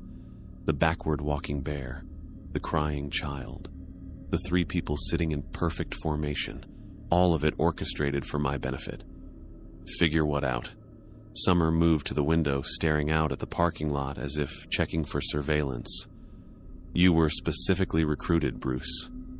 Your military background, your PTSD diagnosis, your psychological profile, everything made you an ideal candidate." Candidate for what? "An experimental program. Research into how trauma survivors respond to perceived paranormal threats." Summer's voice was barely above a whisper. "Dr. Thompson heads a team studying psychological resilience under controlled stress conditions." The room seemed to tilt around me. Controlled stress conditions. The bizarre encounters hadn't been random park phenomena or supernatural events. They'd been psychological experiments designed to trigger specific responses in test subjects with PTSD. The bear, the crying child, all of it was fake. Staged using actors, technology, and psychological manipulation techniques. Summer turned from the window, her expression heavy with guilt. The rules were designed to gauge compliance and fear responses. The encounters measured stress adaptation and decision-making under pressure. My hands clenched into fists as the full scope of the deception became clear. Every night, I'd lain awake wondering about impossible wildlife behavior and strange coincidences. My military training had been screaming that something was wrong, but I'd forced myself to follow orders like a good soldier. They'd weaponized my conditioning against me. "How long?" "The program's been running for 2 years. You're the 7th test subject we've processed." 7th. That meant 6 other Rangers had gone through the same psychological torture, been manipulated and studied like laboratory rats. What happened to the others? Most completed the evaluation period successfully. They were transferred to other positions with excellent recommendations and compensation packages for their participation. Most? Summer's hesitation told me everything. A few subjects proved unsuitable. They questioned the scenarios too aggressively, threatened to expose the research. Johnny's face flashed in my mind. His nervous energy, his fear of asking questions, his warning about problems for Rangers who were too curious. Johnny was unsuitable. Ranger Scott couldn't accept the parameters. He kept investigating, documenting inconsistencies, trying to contact outside authorities. Summer's voice carried genuine regret. He was transferred to another facility for extended evaluation. Another facility. Not reassignment or job transfer, but something that sounded disturbingly like indefinite detention. Johnny hadn't disappeared. He'd been removed for failing to comply with psychological manipulation. The missing child story was fabricated. There never was a missing child. The crying girl is an actress named Emily. She's part of Dr. Thompson's team. The revelation made my stomach clench. I'd driven away from what I believed was a terrified 8-year-old because the rules had forbidden investigation. My military training to protect civilians had warred with my need to follow orders, creating exactly the kind of psychological conflict the researchers wanted to study. The 3 people sitting together. Researchers monitoring your reactions. They rotate through different locations along your patrol routes, measuring stress responses and compliance levels. Every patrol had been a laboratory session, with observers positioned to record my behavior and evaluate my psychological state. The synchronized movements, the mechanical turning to watch my vehicle, they'd been clinical rather than supernatural, conducted by scientists rather than mysterious figures. You've been monitoring my radio communications. Every transmission is recorded. Your quarters are under video surveillance. Sleep patterns, eating habits, social interactions, all documented for analysis. Summer met my eyes directly. Every aspect of your experience has been controlled and measured. The violation was complete and systematic. They'd stripped away my privacy, my autonomy, my basic human dignity in service of research I'd never consented to participate in. My apartment wasn't home. It was an observation chamber where my most private moments were recorded for scientific evaluation. I want out, immediately. Summer's expression grew pained. That's not possible. What do you mean, not possible? Your employment contract includes a psychological evaluation period that legally prevents your departure for 6 months. Breaking the agreement would result in financial penalties and potential legal action. I stared at her, understanding flooding through me like ice water. The employment paperwork I'd signed in my desperation for work and isolation had trapped me in a psychological experiment. They'd used my PTSD, my need for structure and authority, to make me complicit in my own manipulation. Footsteps echoed in the hallway outside the office. Summer glanced at the door, then back at me with an expression that mixed apology and fear. "They're coming!" The door handle rattled, followed by a knock. Dr. Thompson's voice carried through the wood with clinical authority.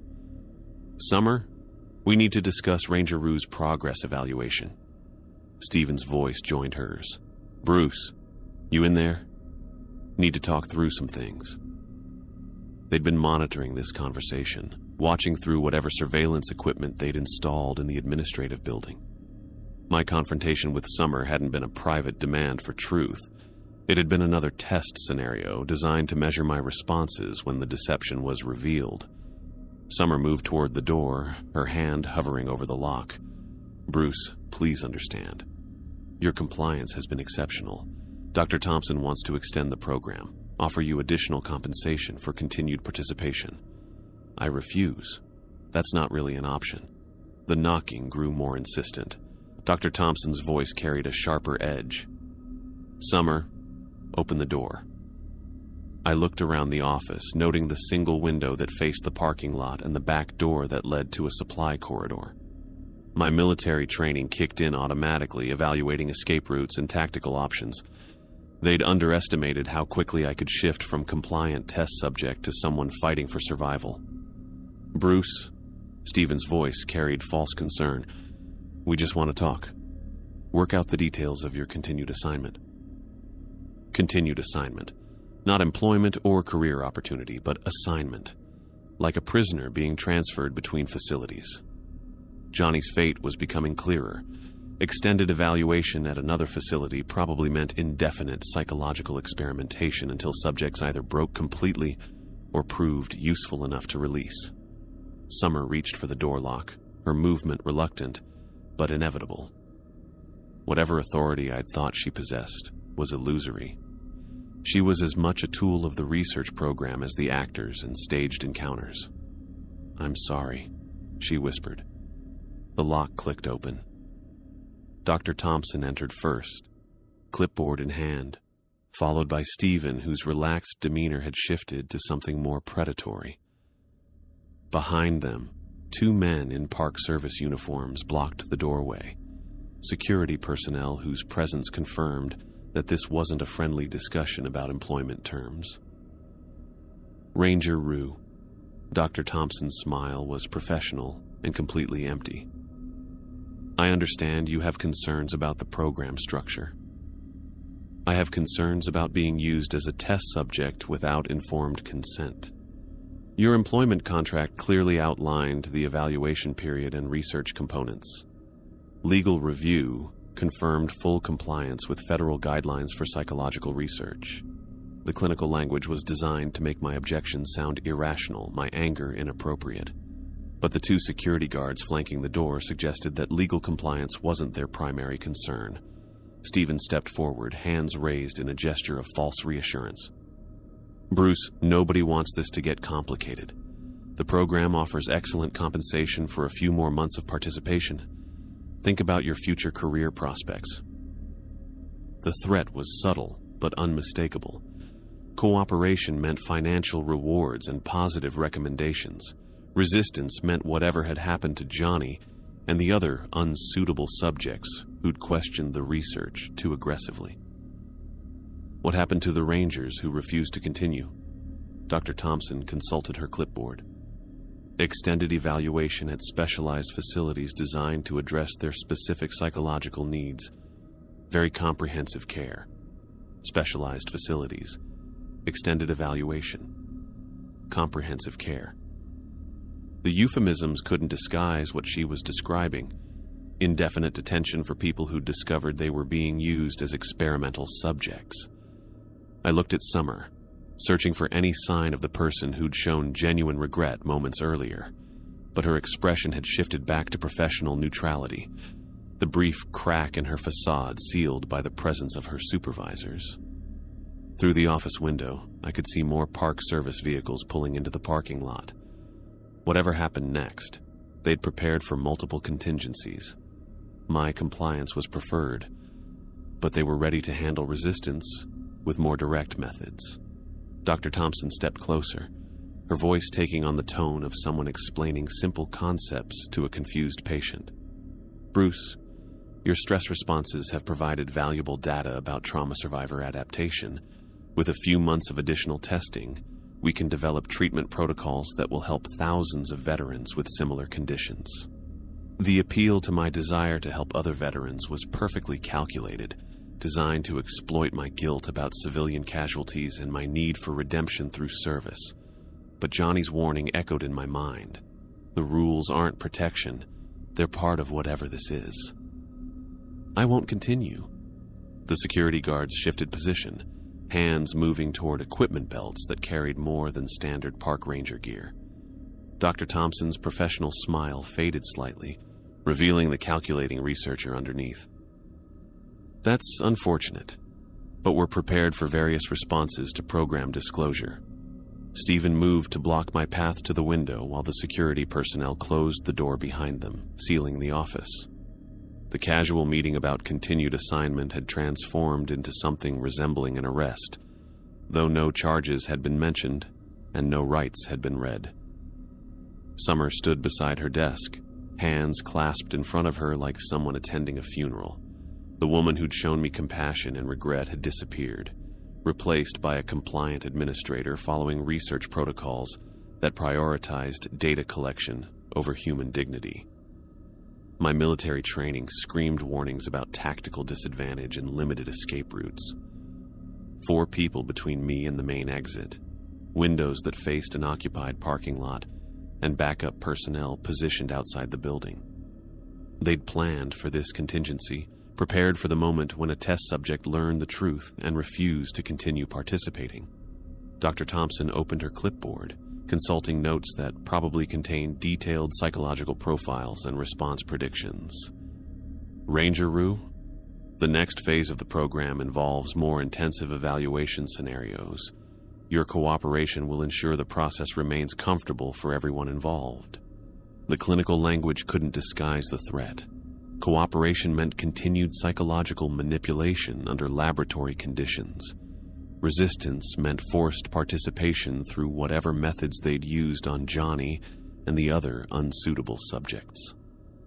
I looked around the room one final time, memorizing positions and calculating angles. They'd made a critical error in assuming that revealing the truth would make me more compliant rather than more dangerous. My PTSD hadn't just created psychological vulnerabilities, it had also honed survival instincts they apparently hadn't factored into their research design. The standoff stretched between us, tension building as each side evaluated options and calculated next moves. Outside the window, more vehicles continued arriving, their occupants taking positions around the administrative building. Whatever happened next, my days as a compliant test subject were over. The silence stretched between us for 3 more seconds before I made my move. My chair scraped against the floor as I stood abruptly, the sudden motion drawing everyone's attention upward. In that split second of distraction, I grabbed Summer's heavy ceramic coffee mug from her desk and hurled it at the nearest security guard's face. The impact sent him stumbling backward into his partner, creating the opening I needed. I lunged toward the back door that led to the supply corridor, muscle memory from Afghanistan taking over as my training kicked in. Stephen reached for me, but I drove my elbow into his solar plexus, doubling him over with a grunt of pain. Dr. Thompson shouted something about securing the perimeter, but I was already through the door and into the narrow hallway beyond. The supply corridor connected to the building's rear exit, a route I'd memorized during my first day orientation without realizing I'd ever need it for escape. Behind me, boots pounded against linoleum as the security team regrouped and gave chase. I could hear Dr. Thompson's voice coordinating over radio, her clinical tone replaced by sharp command authority. The rear exit opened onto a loading dock behind the administrative building. I dropped from the concrete platform to ground level, scanning for cover and escape routes. 30 yards ahead, a maintenance shed offered concealment, but beyond that lay open parking areas where they could easily spot me. I needed to reach the trees. Footsteps echoed from inside the building, getting closer. I sprinted across the open ground toward a stand of lodgepole pines that marked the beginning of the wilderness area. My chest burned with exertion, but adrenaline pushed me forward as shouts erupted behind me. Subject heading northwest from the administrative building, someone reported over radio. All units converge on Grid 7. Subject. Not employee, not person, but subject, confirming that they'd never seen me as anything more than laboratory equipment that had malfunctioned. I reached the tree line and kept running, using the forest canopy to break line of sight with my pursuers. My patrol routes had given me detailed knowledge of the terrain around Mammoth Hot Springs, including game trails and service roads that didn't appear on tourist maps. 20 minutes of hard running brought me to where I'd parked Unit 12 that morning, the white Ford Explorer sitting alone in the visitor parking area. The vehicle started immediately, and I pulled out of the lot with deliberate calm, fighting every instinct to floor the accelerator. Panic would draw attention. Normal driving patterns would buy me time to reach the park's north entrance before they could coordinate a full response. The highway toward the Roosevelt Arch stretched ahead, 2 lanes of asphalt that represented freedom from the psychological prison I'd been trapped in. I maintained the speed limit, checking my mirrors constantly for pursuing vehicles. 5 miles from the entrance, I began to believe I might actually escape. Then I saw the roadblock.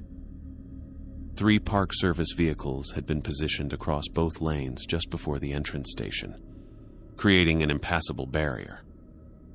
Summer stood beside the lead vehicle, radio in hand, while Stephen leaned against another truck with his arms crossed. They'd anticipated my route and moved to intercept.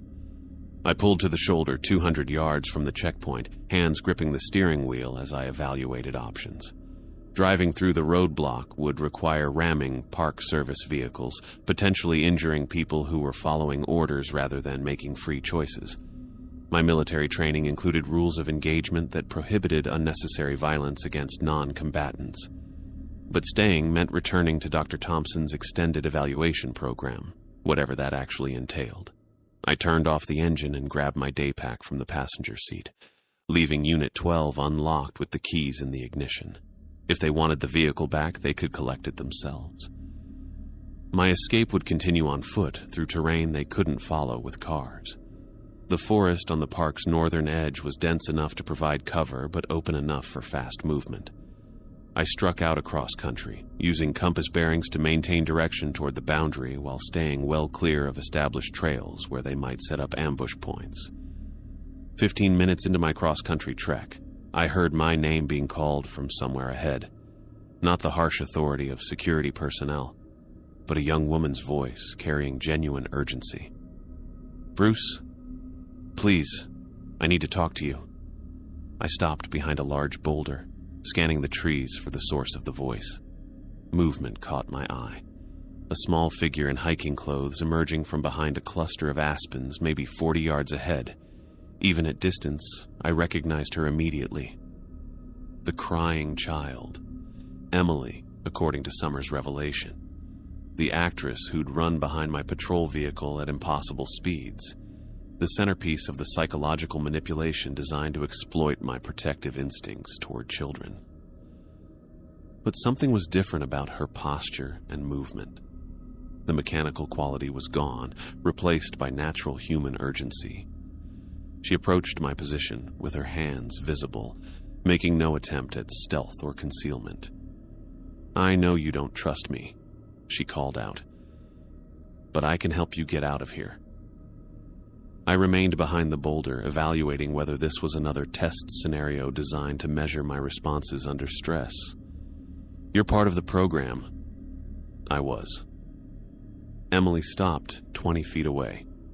Close enough for conversation, but far enough to avoid triggering my defensive reflexes.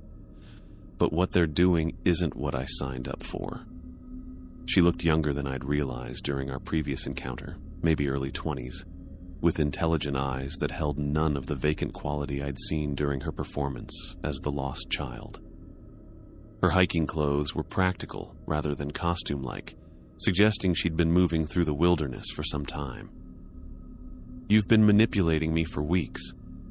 I've been following a script they gave me, playing a role to trigger specific psychological responses." Emily's voice carried genuine regret. "But the program isn't just research, Bruce. It's developing techniques for military psychological operations." The confirmation hit like ice water. Dr. Thompson's clinical questions about stress adaptation, her interest in trauma survivors, the systematic approach to psychological manipulation, it all made sense if the research was designed to develop interrogation and psychological warfare techniques rather than legitimate medical treatment. What military applications? Breaking enemy combatants without physical torture, inducing psychological compliance through controlled paranormal experiences. Emily glanced over her shoulder, checking for pursuit. The backward-walking bear, the staged encounters, the impossible scenarios. They're testing how to make people question their own sanity while maintaining obedience to authority.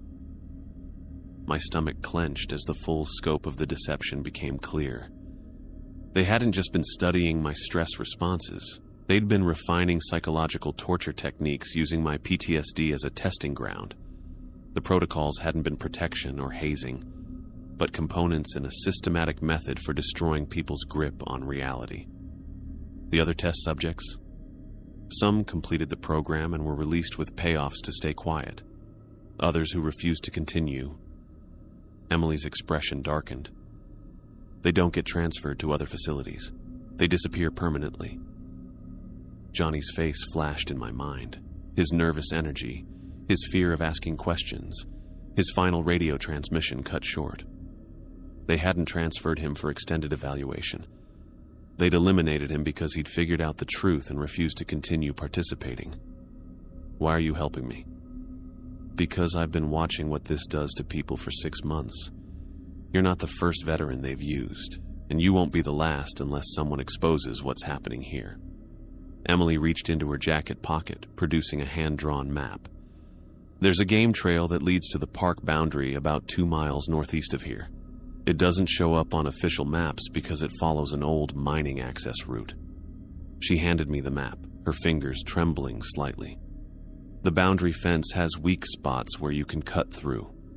Once you're on private land, they can't pursue without legal authorization they won't want to request." I studied the map, noting landmarks and compass bearings that would guide me to the hidden trail. Emily had marked potential hazards, stream crossings, and the approximate location of boundary weak points with the detail of someone who'd scouted the route carefully. "How do I know this isn't another test?" "You don't." Emily met my eyes directly. "But the alternative is going back to Summer and Dr. Thompson for extended evaluation. How many more months of psychological torture are you willing to endure while they perfect their techniques?" She was right. Whether this was genuine help or another manipulation, my only choice was to keep moving toward the boundary. Staying meant accepting whatever fate had befallen Johnny and the other unsuitable subjects. "The program extends beyond Yellowstone?" "They're planning expansion to other national parks. Remote locations with vulnerable employees who need work badly enough to accept unusual conditions." Emily's voice carried urgency. "Veterans with PTSD, people with financial problems, anyone desperate enough to sign contracts without reading the fine print carefully." The revelation made my chest tighten. Other parks meant other rangers being subjected to the same psychological manipulation, other people having their trauma weaponized against them for military research purposes. If I escaped but did nothing to expose the program, I'd be complicit in whatever happened to future victims. Go. Emily backed away, preparing to disappear into the forest. They'll realize I'm missing soon and send search teams. The trail starts at a lightning-struck pine with a double trunk about half a mile northeast of here. What happens to you? I'll tell them I got lost tracking you, that you disappeared into terrain I couldn't follow. Her smile was sad but determined. They need me for future scenarios, so they'll believe the story. Emily turned and jogged back toward the trees, her movement natural and unscripted. Within minutes, she'd vanished into the forest, leaving me alone with her map and the knowledge that even the people implementing the program had moral limits. I resumed my cross-country movement, following compass bearings toward the lightning-struck pine she'd described. The game trail proved to be exactly where her map indicated, a narrow path worn by decades of wildlife movement, invisible unless you knew exactly where to look. The route led through dense forest and across two stream beds, following contours that kept me below ridge lines where I'd be visible to aerial surveillance. Emily's scouting had been thorough, accounting for both natural hazards and tactical considerations that suggested military training or extensive outdoor experience. 2 hours of steady hiking brought me to the park boundary, marked by a chain-link fence topped with barbed wire that stretched between metal posts driven deep into rocky soil. The barrier looked formidable, but Emily's map had marked a section where the fence crossed a seasonal creek bed, creating a depression where the bottom edge didn't quite meet the ground. I pulled wire cutters from my emergency kit, a tool I'd carried since my military service for situations exactly like this. The fence yielded to persistent cutting, creating an opening just large enough to crawl through onto private land beyond. The difference was immediate and profound. I was no longer a test subject in an experimental program, but a civilian on private property with constitutional rights they couldn't simply ignore. Whatever authority Dr. Thompson's research team possessed ended at the park boundary. 3 hours of hiking through ranch land brought me to a small town whose main street consisted of a gas station, diner, and general store clustered around a highway intersection. I used the payphone outside the gas station to make a call I'd been planning since my second day at Yellowstone. Dave, it's Bruce Rue. I need help.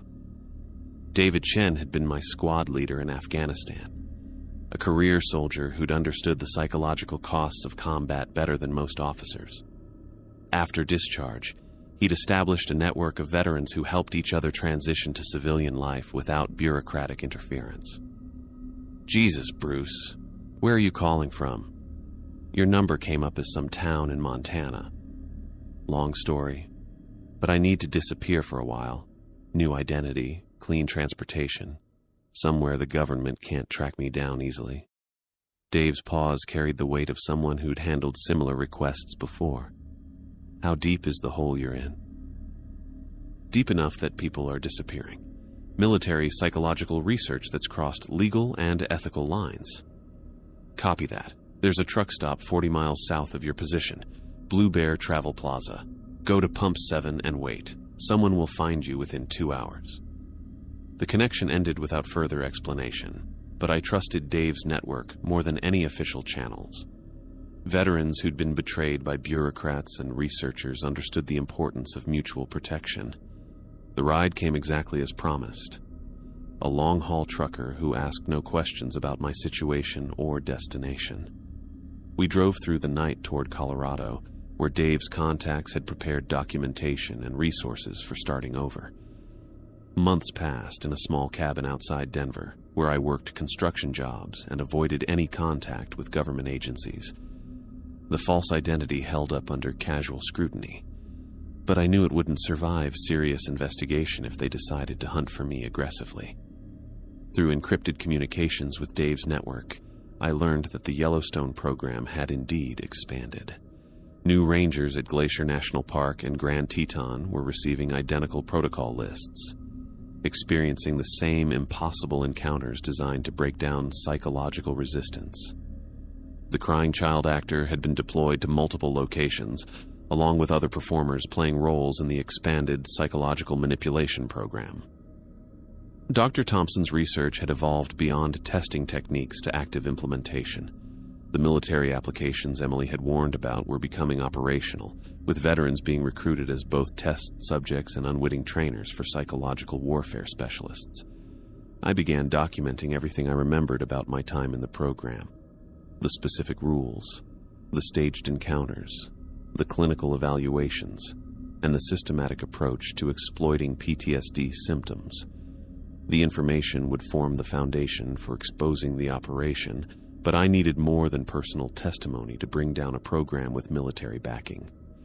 The encrypted messages from Dave's network provided updates on other escapees and current victims. Johnny's disappearance had been explained as a voluntary resignation due to family emergency, his personnel file sealed to prevent inquiries. 2 more rangers had vanished from the expanded programs, their fates officially listed as job transfers to undisclosed locations. Emily continued working for the program, but had become a valuable source of intelligence about new developments and victims. Her coded messages revealed that Dr. Thompson was planning a significant escalation, moving beyond national parks to recruit test subjects from VA hospitals and veteran job programs nationwide. The scope of the operation was growing beyond what individual action could address. But Dave's network included investigative journalists, civil rights attorneys, and retired military officers with congressional connections. The foundation for exposure was taking shape, built on testimonies from multiple escaped subjects and documented evidence of systematic psychological abuse. Sitting in my cabin as winter approached, I studied maps of national parks where the program was reportedly active. Each location represented dozens of potential victims being subjected to the same psychological torture I'd experienced, their trauma being weaponized for research they'd never consented to participate. The program had made one critical error in its design. By recruiting veterans with combat experience, they'd created adversaries who understood tactical thinking and possessed survival skills honed under extreme conditions. We weren't just test subjects. We were soldiers who'd learned to fight systems that tried to destroy us. The war for psychological freedom was just beginning, and I intended to win it.